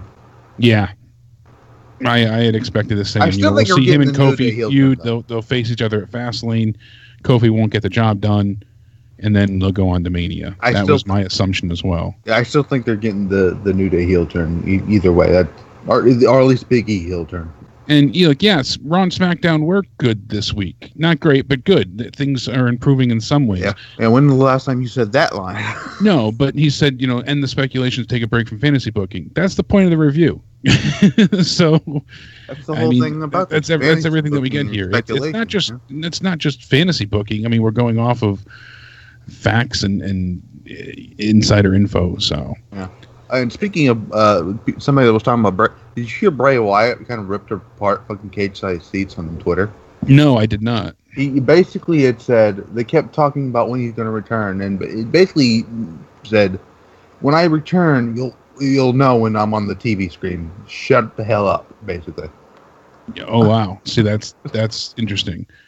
Now, if you look at what we got tonight, when you talk about the new era that we were supposed to be getting, the Bar and the Hardy Boys, the Hardy Boys returning together as a team, that essentially, yes, we've seen them take each other on. Apparently, they're setting up the Hardys and the Usos. We'll see. Where the fuck were the Usos, by the way? They announced that they were going to come out. We didn't see them. That was a bit odd, but I'm a little salty. We got screwed out of a Cesaro Gargano match. I was looking forward to that. Yeah, I mean, we'll see what happens going forward. They can always make things work, but point being is that most of what we got tonight was new territory. The Bar and the Hardys, because it's the Hardys returning. I mean, no, we've seen them before, but it had that bit of excitement for it. R-Truth and the Triple Threat, that's new for them to take on. Then you had Nakamura and Rusev taking on Ricochet and Aleister Black. Damn new. That was great. That's a fantasy booking scenario in itself. And then Kevin Owens returning, teaming with Kofi Kingston of all people against Eric Rowan and Daniel Bryan. I didn't see Owens. That was the fourth match of the night, and no one saw that coming. Face Kevin Owens teaming with Kofi Kingston. Right. It was a good match, and unfortunately, Bryan's been pinned many times, so it doesn't have the same effect as typically it does when you pin the champion. But it was still a great match overall, and it was entertaining. So a lot of SmackDown, all of SmackDown tonight was essentially new, and that's what I'm appreciative of. I'm thankful of. Just because I'm not crazy about Charlotte and, you know, her roboticness and being inserted into the match, doesn't mean it wasn't a good show by any means. Now, I know you didn't get to join the SmackDown review last night because, you know, Comcast sucks balls. But what did you think about the Moment of Bliss thing with Finn Balor? And I'm going to sound like a total SJW cuck here when I say this, and I know I'm not going to lie. Part of me actually chuckled when fucking Lio Rush came out. And I liked everything that happened with Lio Rush and Balor. I'm just not a big proponent of making Alexa Bliss look like an outright, whore like they have. I'm not saying it was a great segment. It wasn't a bad segment. The segment itself worked because of the interaction between Lio Rush and Finn Balor. It's just that if you notice everything with Alexa Bliss, they're kind of like, it seems like they're stripping away her more of a face than a heel now. Yeah, but they're kind of taking away her, what made her unique beforehand, her not give a damn attitude and that extreme confidence she had, and now she just seems like she's boy crazy. What's that? Was it running its course though? Is the question. We'll see, but I mean, I don't know. I feel like she still had a bit more to offer than what we got. And by the way, Ciampa was on Raw last night, but he did not wrestle. He was in the Sia. I'm going to take a word out of Dusty Rhodes' playbook. Sia heads. Though I would have been great because the line where Triple H said the greatest sports entertainer of all time. I would have had Ciampa and just ruin this entire thing, be the dick heel that he is, and say, "Hold on, Hunter. The greatest sports entertainer of all time is not Ric Flair. It's me, the NXT champion." Yeah, I mean, I like what they did. I enjoyed it. I'm just saying that would have been great because that would have been gay as hell if they did that. I like what they did. I'm for it the way they did it. Yeah, that would have ruined Ciampa's life. I know. I like how Ciampa was just standing there, like not giving a fuck. Well, that's what he's supposed to do. So yeah, he's a great damn good. Wait, I got a question though. Who's the better heel, Ciampa or Bryan? Right now on like the main roster or like NXT? In WWE completely. I mean, it was Ciampa, but now, lately I'd say Daniel Bryan for sure. Yeah, because lately Ciampa's been like weird.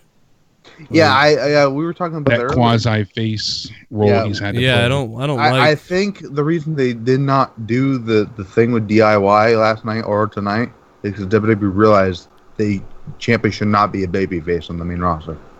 Well, I just think that they didn't really get the response the other guys got. So had they been cheered like the other guys, like Aleister Black is the kind of gimmick. See, he doesn't need to say much though. His character doesn't need to talk that much at all. No, yeah, he shouldn't really say anything. He could, like I said, he could have said it a different way to Lana tonight rather than how he said it. Because if he just keeps saying the fade to black thing in a way, it's going to be overkill. There was a thing that he did with it was a post or was it was pre? It was some type of. It was before the Sunday night, not Sunday night heat. What was the thing? Halftime heat thing, and Ricochet and what the fuck was his name? Velveteen Dream was trying to rally Black up. Black just looks at him like what the fuck you talking about? He didn't say anything, but he just walked off.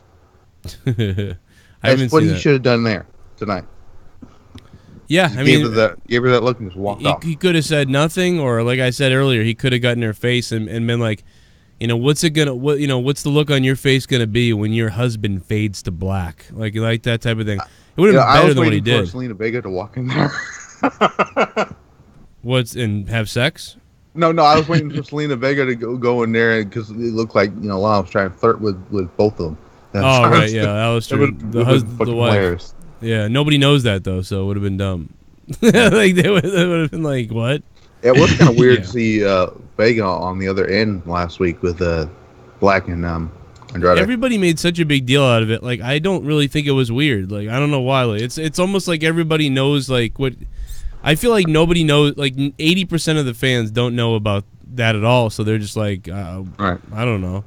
Yeah, I mean, maybe if we knew them personally and like we knew Aleister Black was going around everywhere with Zelina Vega, and like, you know what I mean. But to me, like, I just was like, yeah, I don't care. Like, I don't know why. A lot of people made a big deal out of it. I just didn't. I'm like, yeah, they're married. That is weird. I guess. Really put any thought to it myself. Yeah, I mean, I'm going to give SmackDown. I'm tossing between a 6 and a 7. I'm not sure yet. That makes sense. It's really tough because, you know, you didn't see the Kevin Owens thing coming. You didn't see the Hardys coming back. Well, I mean, Matt Hardy at least. You didn't, because, you know, we knew the advertise. The only match that was actually advertised the entire time that actually happened was with the one tag match. The triple threat. I mean, there was only 4 matches, but at least essentially, you know, like I said before, Joe, all 4 matches were new in some sense. I mean, we've seen the Bar and the Hardys face each other multiple times, but it was the Matt Hardy returning that was really the highlight of that segment. It's been a little while, yeah. Yeah, it's been quite a while. It's been, what, almost a year? I mean, they debuted against that team. Or they re-debuted. August, I think. Yeah, so, you know, a good while. And then on top of it, the other 3 matches are all something new. That's what we want from SmackDown. New segments, new scenarios, that's what we want from Raw and SmackDown, I should say. And that was kind of my problem with Raw. We got Roman's announcement. You can't give that a negative, obviously, or else you're, you know, Satan.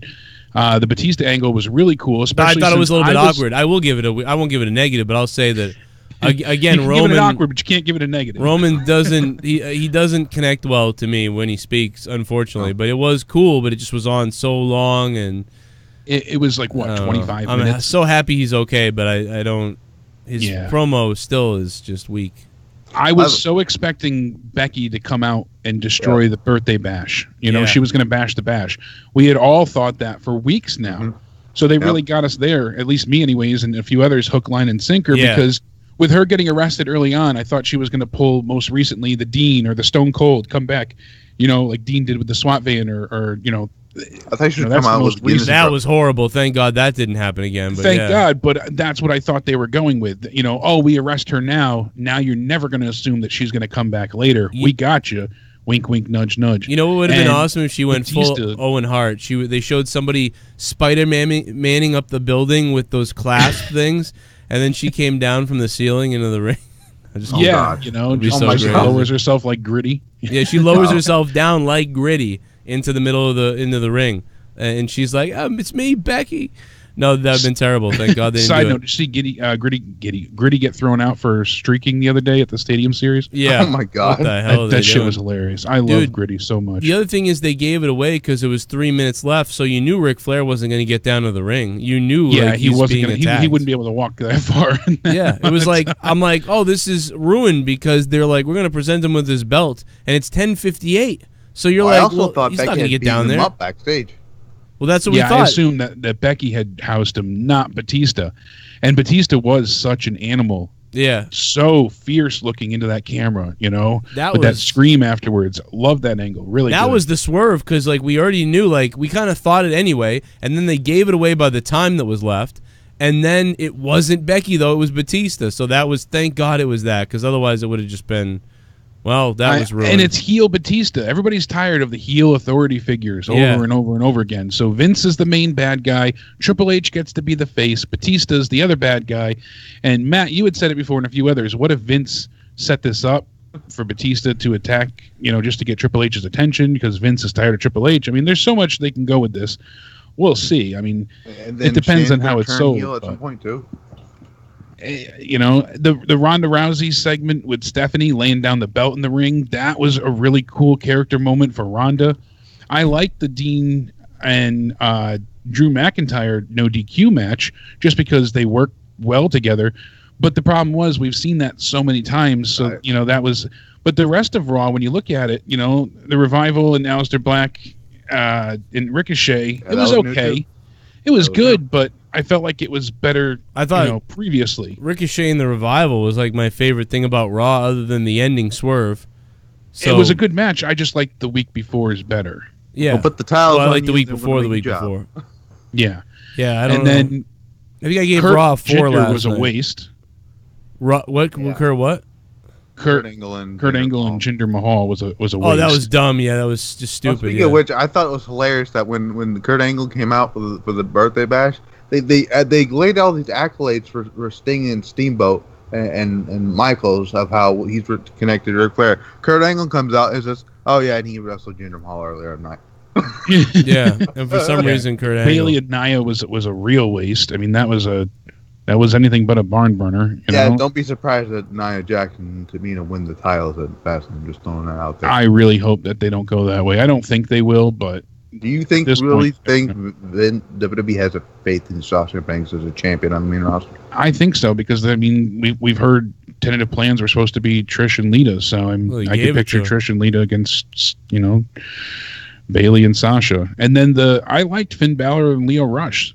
That was a pretty good match. That was new. That was for them to go one-on-one like that for a title match. That was the new part of it. We've seen them face each other before, so again, it's kind of a contradiction there. But putting the title on the line, that was a bit of a surprise. I thought that was the best match of the night too. I really enjoyed that match. I wonder who scripted that match. That's my question. But I didn't care for Alexa Bliss, basically becoming boy crazy and losing. I bet you it was a Jamie Noble match. Let me put you guys on mute for a second. Let me see if I can get these donations working. You guys can talk real quick if you want. That might actually trigger them. I muted you though. We won't hear you. But let's beast with sell it for sauce. Let's beast. I'm betting Jamie Noble, but that's my super chat. My guess. Super chat. Jake, how are you, sexy him? He's a sexy mama, Jake is. Look at him. I mean, God, wouldn't you want to just rub up all over him? Thanks for the donation. He is sexy. Super chat. Super chat. Good to see Matt Hardy back. Yeah, man, it was good to see Matt Hardy. It was good to see him. He looks good. He lost a lot of weight. Thank you for that donation, by the way. Lost a lot of weight. AJ Watson, thank you, man. Matt Hardy broken gimmick should have been awesome. My son champion, thanks for the $3. Yes, dude, absolutely. The Matt Hardy gimmick the broken gimmick should have been awesome. It's gone now. It's dead. They ruined it. They didn't take advantage of it immediately the right way and let him do all these creative things that he could have done. It's very strange. WWE is the strangest thing over the last 3 years, where they just they had things that they could have done easily set up for them to build off of, and they just refused to do it. They just ruined that. And just give us the Hardy Boys. Now we just want them together. The Hardy Boys, broken stuff, no. We don't need that. We'll see what happens. You piece of shit. You piece of shit. Super chat. Super chat. I am the true champion. The Goon. The Goon is the true champion. Shout out to the Goon. Goon, thanks for the donation, man. Get a lot of these. Give me a hell yeah! See what else we got. Come on, Jake. Charlotte cut a great promo tonight. She had it all. Didn't even sound like a robot like she often does. Also, it was good to see Kevin Owens tonight. He looked much leaner. This has been a good week for WWE. I'll give SmackDown a 6 out of 10. A 6 out of 10 from TJ. TJ, I'm there with you, man. I think I'm going to give tonight a 6 out of 10, too.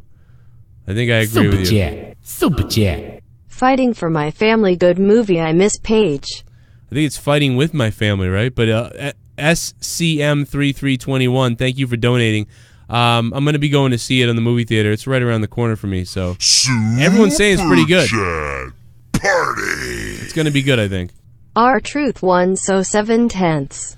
Love you, Joe and Jake.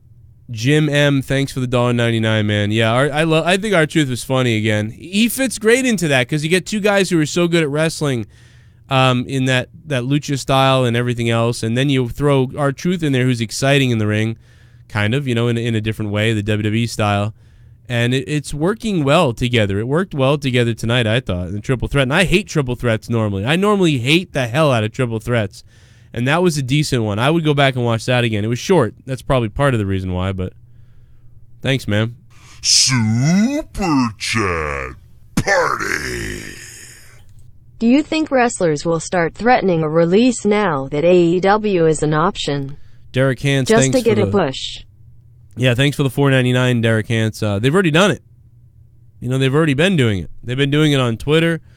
They've been doing it on social media. They've been doing it probably in the backstage a little bit. And, yeah, I definitely think that they will start doing that. We've already seen them start bitching. The minute that this AEW stuff started taking over, and clearly the WWE was getting nervous in the back a little bit, and Vince was getting nervous, that's when all of a sudden everybody and their mother's been fucking saying, why am I not there? Why am I not on TV? Where am I? Matt Nielsen, thanks for the subscribe. Look at, what's his face from Sanity. From, what was it, Wolf or whatever the hell, one of them, the worst one of all of them. No, I don't know, but no, the guy from Sanity, he was pissed. He wrote on Twitter, hey, how come they're on a house show and I'm not even there, or I'm not at this show or that show? We've got a new Twitch follower. Hell yeah, take my pants off. Fuck yeah. Struggle Teaches, thank you for following me on Twitch, twitch.tv/Joe Cronin JCS on Twitch for the gaming shit. Thanks for following. Got a few more of these coming through. We're gonna get through all of them, man. We're gonna get through these motherfuckers. Super Chat Party. What's up, Zach? HHH versus Batista with Vince winner gets control of WWE. Hey, Zach Connor, man, that's not a bad idea, right? That's a pretty good idea. That could happen. That could very well happen. That'd be very interesting. But I'd almost rather they just kind of take it over from him. Like, he just goes so balls crazy that they actually have to take it from him on Raw, or like the board like shows up and that type of thing, rather than control of the companies on the line. That's been done so much. I mean, what do you guys think? Jake, what would you rather have? Control of the company match, or do you want it to be like, Vince has been going crazy and pissing everyone off, and now it's Raw, and now he's saying something crazy, like really crazy, like he's taking the title from someone or something, and then Steph and getting really racist. Whatever. Steph and Triple H come out and be like, Vince, we thought that we may someday have to do this, and Vince is like, what the hell are you talking about? And because of your selling stocks, you no longer have full commanding ownership, and we outvote you with our shares, so we're removing you from the company. Well, even Vince can say, like, the committee can't remove me. They need both your signatures and Shane McMahon and Linda and everybody or whatever, and it would be hilarious if all of them came out and then they took the power from Vince or whatever. We've got a new Twitch follower. Hell yeah. Hell yeah, take my pants off. Balls of steel. They'll never make another game called Duke Nukem because of how bad the... All right, but no. Yeah, I'd rather it run down that way with that being separate. I want Batista and Triple H strictly to be like a emotion-fueled, revenge story, kind of. Yeah, I just want to see them kick it, go. Yeah, I want to see them really go ahead and, ginger douche it up. Yeah, and you know what's weird too is like these are the cases when they do listen to fans, but it's like, yeah, but not every week. But you listen to us from like something that happened on Raw months ago, and now we do get Batista and Triple H at Mania, which people clearly wanted, because of how good Batista and Triple H were in the ring that night, and that delivery from Batista. But I mean, it doesn't count if you get something once every 6 months. We've got a new Twitch follower. Yeah, hell yeah! Everyone's jumping on that Twitch stream. Off. That's what the ginger douche in cuffs wants. That's what the ginger douche in cuffs wants. I don't think the crowd understood that she said ginger douche. No, I think they would have popped more. But the crowd was so loud at that point that I think they couldn't hear well. I thought she said gender. No. Yeah, I backed it up. I was like, wait, what? No, she said ginger douche. That's what the ginger douche in cuffs wants. I actually thought it was like ginger Jews. I'm not like, oh my God. Like, what the fuck? What'd you say about cucks? Yeah. There's a lot of While you were ginger gone, Joe, Jews. I said about Charlotte, I'm just a person. I rely on my emotions for everything, heart on my sleeve kind of thing. So, long story short here, not to reiterate, but I'm so anti the triple threat and her being included. I think, I do see that, it wasn't an awful promo like I said before. It's just, to me, she sounds monotone, but I think that's also my emotions weighing more into me not being invested with her storyline, her gimmick, any of it at this point. So, right. I wasn't being as objective as possible, but I will say this. The same thing kind of hit me with the Kofi angle. That's why in my mind I had set up, not fantasy booking, but going off of what we heard, I was excited to see Kevin Owens return with this, all-American everyday man gimmick and take on the, essentially vegan Nazi Daniel Bryan gimmick that he has going on now. So I was excited for that to happen. And I really thought Kofi was unfortunately yet again going to be the stepping stone to get there. So when they deviated from the plan in my mind, I wasn't crazy about it. It wasn't a bad angle by any sorts. And I wish they held off on announcing Kevin Owens. This really could have been a chance for them to break up the New Day, or at least put in the seeds to break up the New Day. They could have announced Big E replacing Kofi Kingston. I think that would have worked much better than what we got tonight. Still wasn't bad by any means because it was surprising. Vince coming out is certainly shocking. But in my, it didn't take away from SmackDown at all. I had just wished things played out a bit differently. Yeah, I mean, I thought it was fine. I get what you're saying, though. They could have gone even further. They could be saving some of that. I mean, that stuff could still happen, and they could be saving. Yeah, there's still a lot of time till Mania. We still got one more pay-per-view to get through. We've got the go-home shows next week. How much? But SmackDown, all in all, had essentially, minus the opening match, out of the 4 matches, 3 out of 4 were new feuds, new scenarios, or new matches. As far as opponents go, my only real complaint is that they're really hurting Asuka through all this. Besides that, she's forgotten about like a 6.5. She's forgotten about it. I think she'll come back on again when we get closer. I think she'll be I really think she's going to get Lacey Evans. I think Lacey Evans will make a move on her at some point. I heard Lacey Evans is going to Raw after WrestleMania. That's what I had heard as well, but I mean, nothing's set at this point. And Mandy Rose, I could see taking the title from her. I mean, it could happen. So I'd rather choke on cement. If that, I'm just saying. Well, we'll see. I mean, I don't know how ready Lacey Evans really was, but they brought her right up. Like I said earlier, if she's not going to have a match on Raw or SmackDown, put her back in NXT. Yeah, I mean, Roman, the ratings were better last night. The start of the show almost got a 3.2, and then it went to a 3, and then down to a 2.64. So it dropped off heavily for hour 3. But I mean, the only thing we had left in hour 3 at that point was the birthday bash. Yeah, and it really did. It felt Becky like it was already arrested. Ronda was gone. Roman already announced everything. We saw a mini Shield reunion.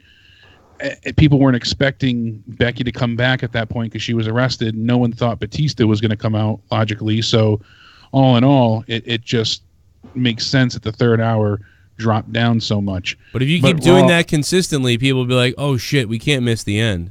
Exactly. So I think that's what they're trying to make the end must see again. Good, which is smart. How much of this do you think is Bruce Pritchard because he's been back a week now, or more?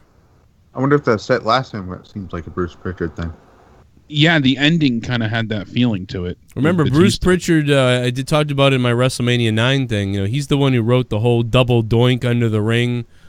It was a lot of fuckery finishes at WrestleMania 9. And yeah. And we Bruce said before, too, could you imagine Roman comes out, Seth just lost to Brock Lesnar, and then Brock's like, I'll beat you, Roman, and then Roman wins the belt a la Hulk Hogan. Yeah, that or, dude, imagine Roman comes out and maybe Paul Heyman and Brock Lesnar, so out of nowhere Roman comes out as Seth and Brock are in the ring ready to fight for WrestleMania, and Roman comes out and he gets in the ring and he shakes, Seth's hand, he's like, go get him, that type of thing.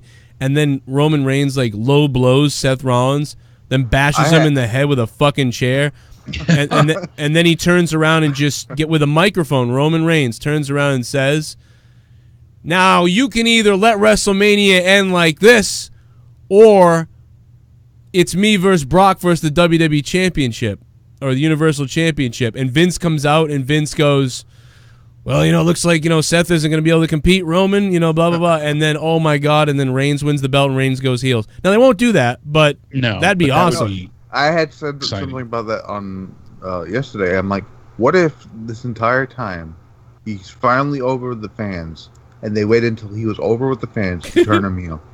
Yeah, because that would make him a full douchebag. Everyone's cheering for him. He's talking about the love. They're never gonna do that though. But it's just there. It is again. I don't know. I mean, Vince. I mean, WWE made fun of Jerry Lawler's heart attack on live television. Just throwing it out there.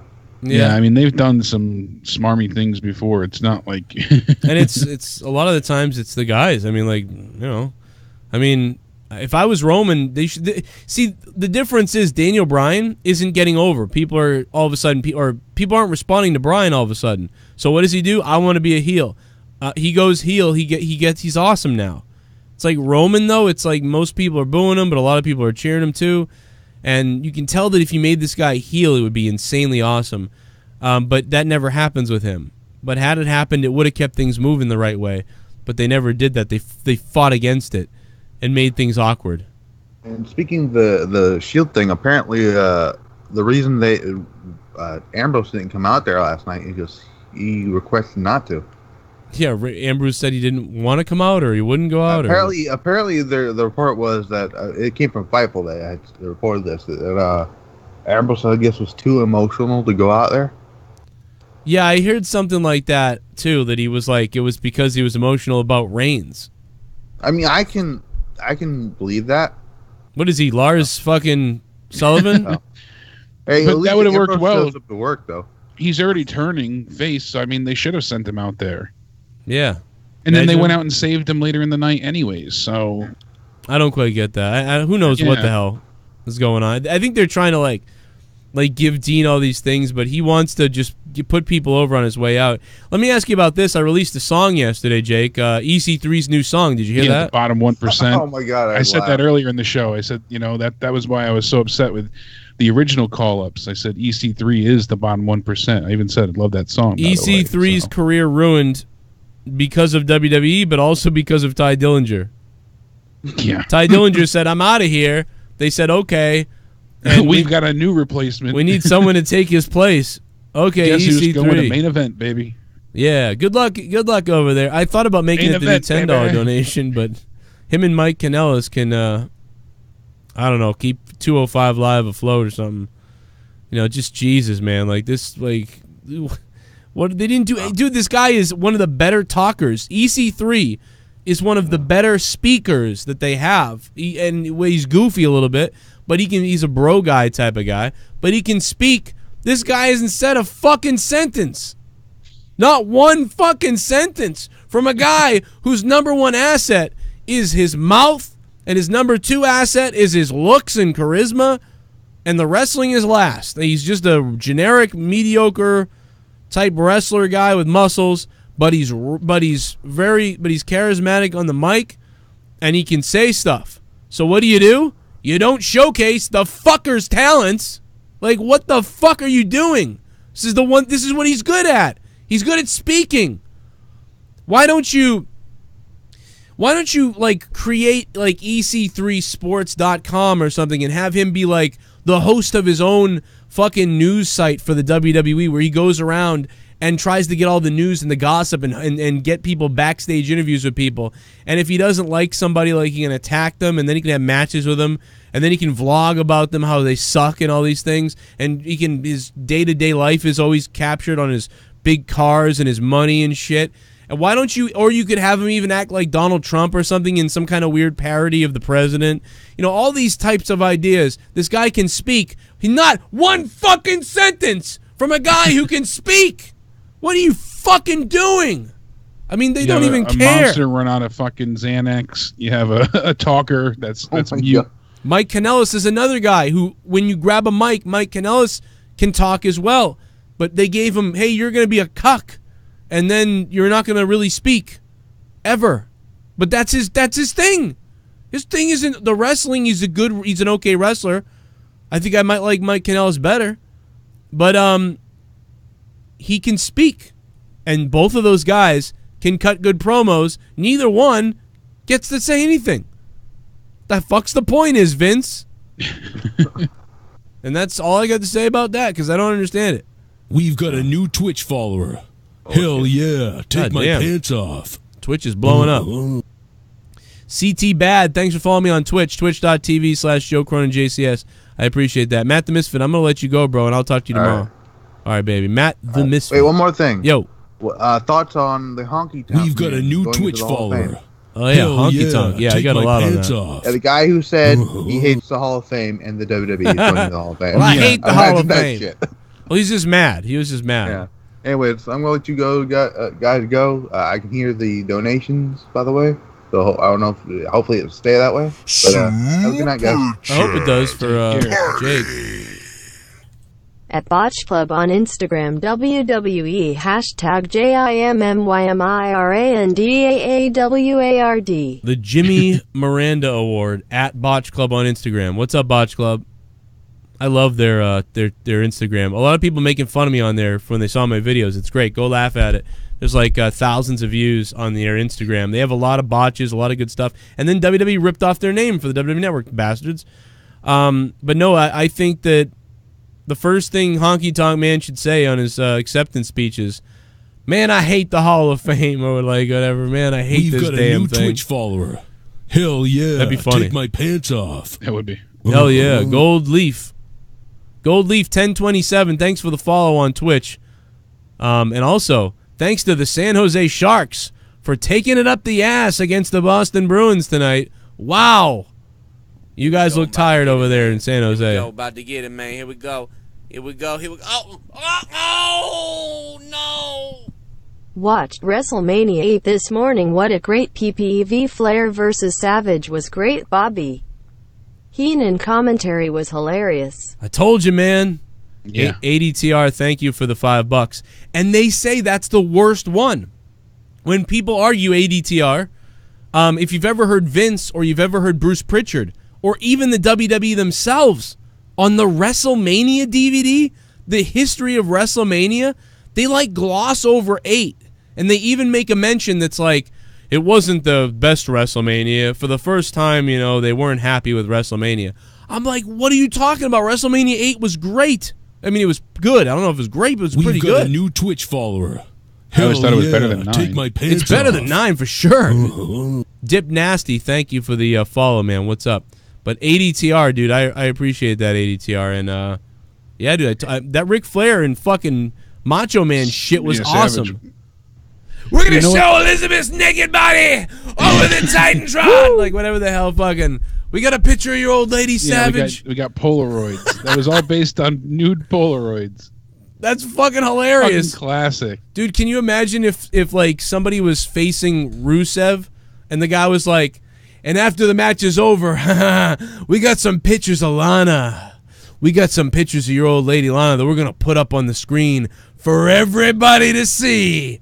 Woo! She's looking good. Like, holy shit, that shit was fucking hilarious. And then, dude, Mr. Perfect, you wanted to choke Mr. Perfect. If you're a Macho Man fan, you were like, straight up, I want to choke Mr. Perfect, dude. He was such a shithead. And then Ric Flair gets busted open in the match. Macho Man is selling a knee injury that's horrific. Dude, this fucking, I don't care what anybody says. That WrestleMania was fucking great. That was one of the best WWE title defenses ever.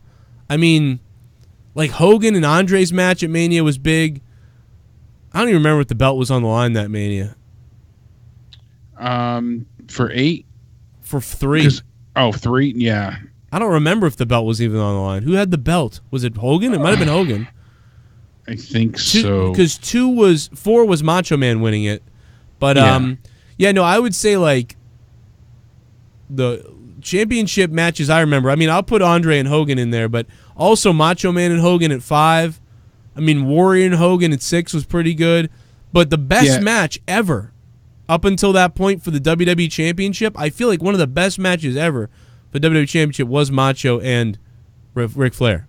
Yeah, because you said, WrestleMania 3? You couldn't, because that was Hogan and Andre, but it was for the belt. It was for the belt. See, like, dude, that was so mega insane. I never remember the belt being discussed for that. Like, they barely talked about it. Afterthought. It wasn't after because they didn't need it. It was insane, these two guys. But, the belt was there. Okay, so good. I thought so. But the match wasn't very good. It was just the ending, the slam and everything, how it ended was amazing. Because I always remember, Honky Tonk Jake Roberts from that as well. Yeah, that was probably a good match. That was. Yeah, I'm trying to think of what else was that. Oh, Macho Man and Ricky the Dragon Steamboat stole the show. That as far as wrestling goes, that was their match, WrestleMania 3. Yeah. But dude, that match was so great. But yeah, this was with Hogan and Sid with the DQ ending and like that was goofy. But you know what? The Warrior coming back, it was exciting as a kid. But Tito Santana and Shawn Michaels opened up that WrestleMania with a great opening match. Such a good opening. And then Roddy Piper and Bret Hart had fucking an awesome match. And Bobby the Brain Heenan was hilarious on commentary. And then Jake Roberts and The Undertaker was awesome again. And why it was awesome was mostly the commentary. Like, the dude, oh my God, the commentary. WrestleMania 8 is the shit. I don't care what anybody says. Undertaker and Jake Roberts was good too. Dial up that fucking WWE Network right now for WrestleMania 8 tonight because... holy shit, in the fucking, what are they, in the Hoosier Dome in Indiana is great. That's the best thing ever done in Indiana, besides someday if Peyton Manning goes off the road. No, I'm just kidding. 62,000 strong. That was fucking terrible. Yeah, there's a lot of people there. Shit, a lot of people there. Threatening to expose nude pics was an actual threat back in the day. Yeah. Now by the time someone threatens to show pics, chances are they've already been leaked on the internet. Yeah, Paige comes out saying, who gives a shit? Recently she said that? No, I'm saying if that was the angle, like, Lana, we're going to show your nudes. Paige comes out and she's like, and? She just... Yeah, that's true. But I mean, like, it's different, though. Abel Salas Jr., thank you, man. But it's different if a guy is facing another guy in the ring and he goes, oh, yeah, by the way, I got pictures of your wife that I'm going to leak out. It's still bad. It's still bad. Wouldn't work on Paige, though. You're right. I love WrestleMania 8 Bret versus Piper. Old school, thank you, man. Yeah, honestly, Bret Hart and Roddy Piper, and that match had blood, too. You had two matches with blood, but Bret Hart versus Roddy Piper and Macho Man versus Ric Flair, both of those matches, you guys would have to argue over which one's better because they're so fucking good. I like when Gorilla's like, when Bobby Heenan's like, saying something about how he's got to win the match or whatever. Old school, thank you. And then Gorilla's like, well, what would you do? How would you handle it? And then Bobby Heenan goes, I would have waffled him out back. Great show, boys. Been a while. Smackdown was dope for me. Love KO being back. Be interesting to see a babyface run. Yay or nay? Yeah, I think it's fine if they keep him face like they were planning on anyway. But also getting this heat on McMahon for the stuff with Kofi.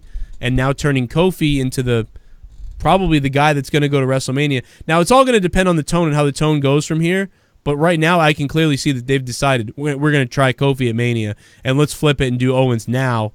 What if they don't? What if this just leads to him facing like Big E or something? Oh, my God, dude, I can't believe that would happen. I'd be shocked beyond I'm belief. going to go with it. That's what I'm going to say is going to happen. Kofi's not going to Mania. I think the New Day might turn on him, yes, but I don't think that that Big E's going to take his place. No, I'm going to say that he doesn't go to Mania just to be a shithead. That's going to be my look back moment. Yeah, but I was going to say Heenan says, "Well, I would have waffled him out back with a tire iron." Like he's like, "Well, I was just so classic." He's like, "I wouldn't even have to worry about that because I would have had someone jump him out back before the match." It's fucking hilarious. That's the kind of commentary is just so gravely missed. Yeah, like Corey Graves. When Graves does this stuff, it sounds like he's playing a parody of Heenan. Yeah, it doesn't quite sound right. It's not natural. Like he also doesn't really get anybody else to play off of him though either. Yeah, so. Nobody cares. Like, so it's just so one-sided that it seems like a parody. But he's also got to get in people's faces too. He's got to, he's got to be like, this is ridiculous. Like someone's like a face is in a match and the guy's losing, and Corey should say to Cole like, "See, Cole, this is why Balor's kind of an idiot." And then Michael Cole be like, "What are you talking about, Corey?" Well, because if I was in there, I would have had this thing won already. And then Michael Cole would have been like, "Well, what are you talking about? How were you going to do that?" And then he'd be like, "Well, I would have had someone jump him out back with a tire iron, and then when I get him in the ring, I'd go after the leg." Yeah, like that type of thing. I really like Corey Graves at one part last night. I give him credit for this, and it did make me chuckle because Alexa Bliss was saying, to Balor, "You show me your abs, and I'll show you my." And then that's when Lio Rush came out, and Corey Graves lost his mind, and he's like, I've never hated him more than I do now. And they're like, oh, I thought you always liked Lio Rush. And he's like, right now I can't stand him, because you're missing out on Alexa Bliss. And it's just the way he played that up the entire time, because he's always supports Bobby Lashley and Lio Rush. So it was just a great flip, all because he didn't get to see Alexa's skin, So rightfully so, you should be mad, but it was just funny. He played it off well. I guess the Hardy reunion is set for longer than we anticipated as well. Wow. Wrestling Inc. just said that they're going to sign Hardy? Because Hardy's got 5 days left. Yeah, their contracts were ending in 1 week from today, but WWE had a clause in there by which they could extend their contracts by 1 year if they agreed to a significant pay raise, and that's exactly what they chose to do. Wow. They originally signed a 2-year contract with the company on their return. The clause stated that if they add on an extra year, they have to give them a significant raise in pay. And apparently that's what they chose to do, and they have plans for booking for them going forward. Hell yeah, get that millions. This is essentially their first step on their journey back to collecting the tag team titles one more time. I believe that, I don't know if we had the numbers right, but I had believed that they each were getting about $500,000, $500,000. Yeah, it was around that. So I wonder if now they're getting 800 or $1 million. It's got to be I think something. Jeff was getting a little bit more at one point too, but I think that was because of merch. I wouldn't be surprised. Plus, he worked more shows. Yeah, and then all in all, we saw Matt posting about non-broken gimmick stuff recently, talking about like version 1, Matt Hardy returning and things like that. So, what they really need to do with him is have him kind of be back to his normal self, and have him do an angle where he like falls and hits his head, and he turns completely into the broken thing again. But that's not. They won't do it, and I don't even care. I don't care anymore either. It's over. It failed because they didn't let it. They didn't try it. They didn't even. I mean, they did try. I mean, because people will be like, they did try it. They let him do it on Raw once. Yeah, that was a pretty good one. Pretty good deletion. It was better than the third one they did. It was like the second. It was the third best deletion, and it was okay. It was a little short, but the grind of getting to that, it felt like there was no backstory, no build up for anybody that doesn't know the broken gimmick. Nobody had any idea what the fuck was going on with that, except for us and the 500,000 people that watched TNA. Everybody else, nobody knew what the hell they were doing and what he was doing, and it didn't work because there was no story to it, really. So it was a failure because they didn't even give a shit, and so whatever, I don't care at this point. And quick little thing, WWE's YouTube channel has now 40 million subscribers. 40 million. Good on them. But when Roman Reigns' announcement was posted, that has 2.5 million views. Ronda Rousey relinquishing the title in front of Stephanie has 1 million. Becky getting arrested has 1.2 million. I just want to show you, like, in relation. Roman and Seth saving Dean Ambrose has 4.6 million views. Yeah, Shield will always be the number one thing still. Well, number one was Batista. His attack has over 5 million views. Okay, well, I could get that too, because that was shocking in a return. It certainly shows the climate of the company at this point and how, that was a big shock. And so it worked. It went over really well, and everything else seems to kind of be up a little bit higher as far as views. But one of the things I wanted to point to is that they actually said they had a segment with McAfee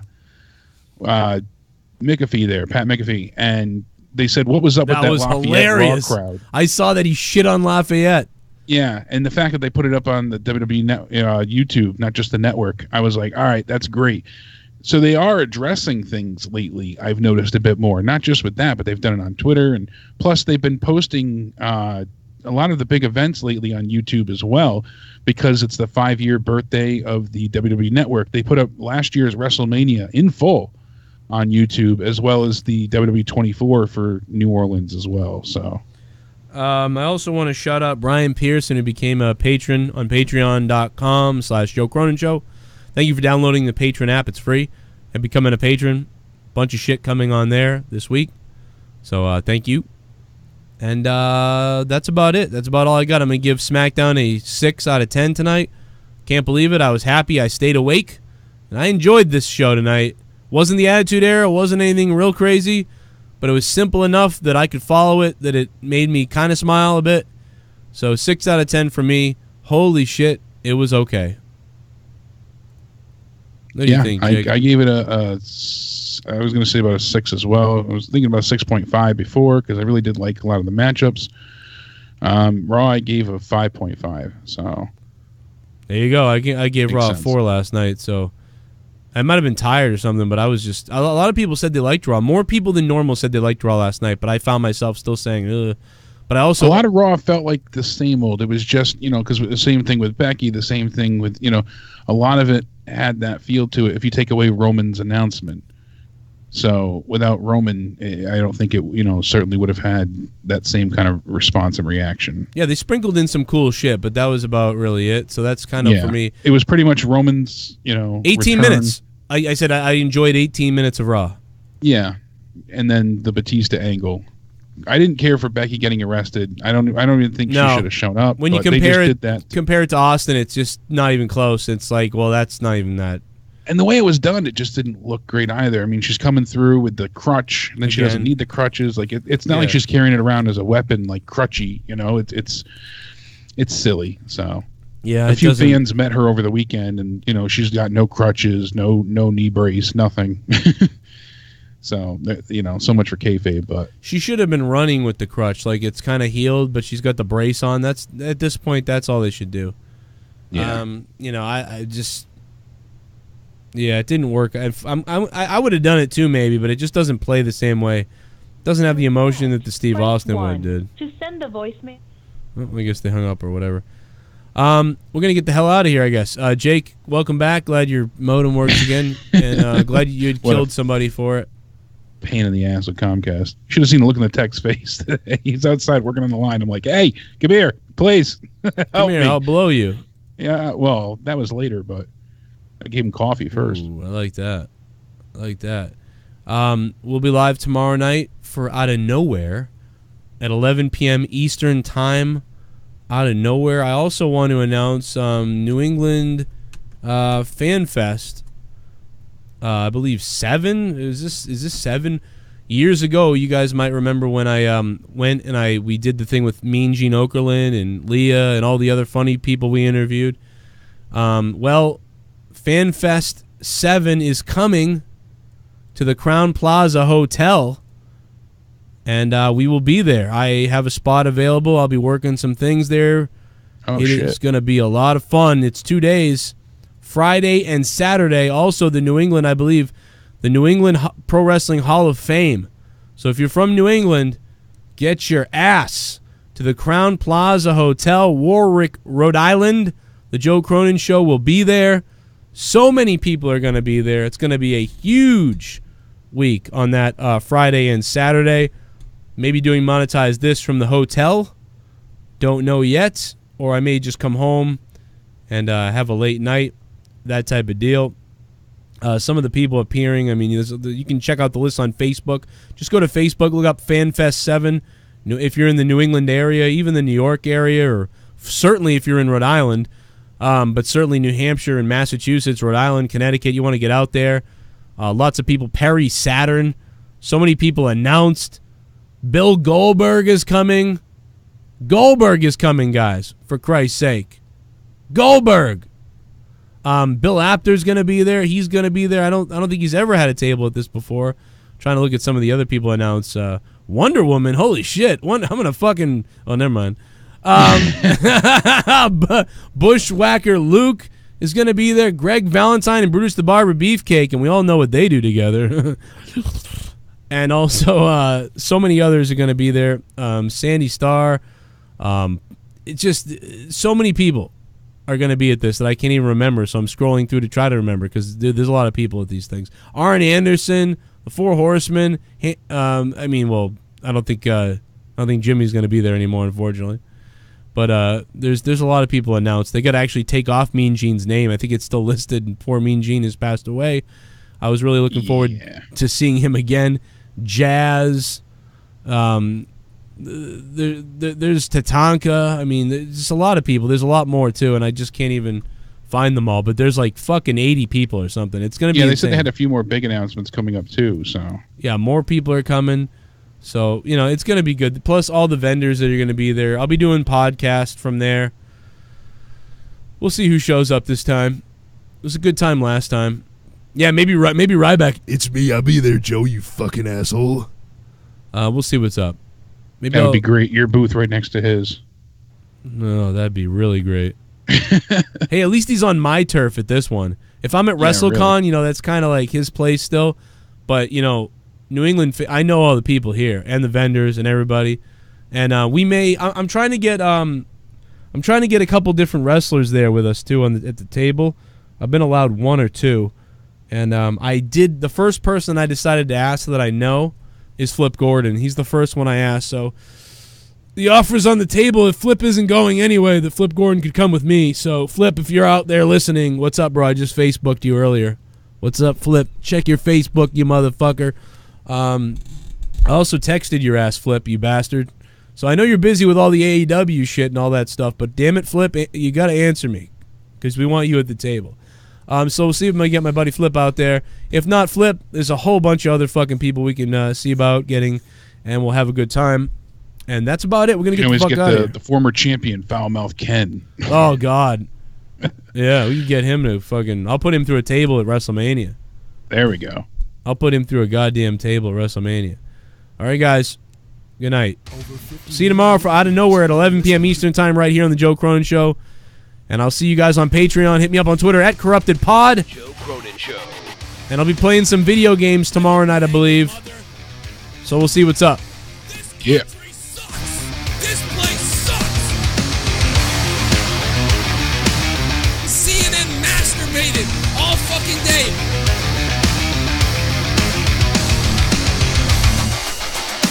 Dude, I will eat your fucking asshole out and then spit it into your mouth, baby bird style.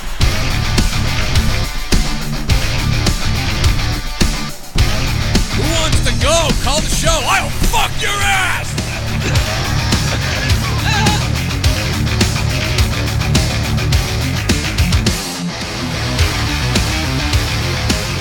I wanna kill myself! I'll tell you what, if New Jack is there, I will interview him, and I will bring my butterfly knife. The Joe Cronin Show.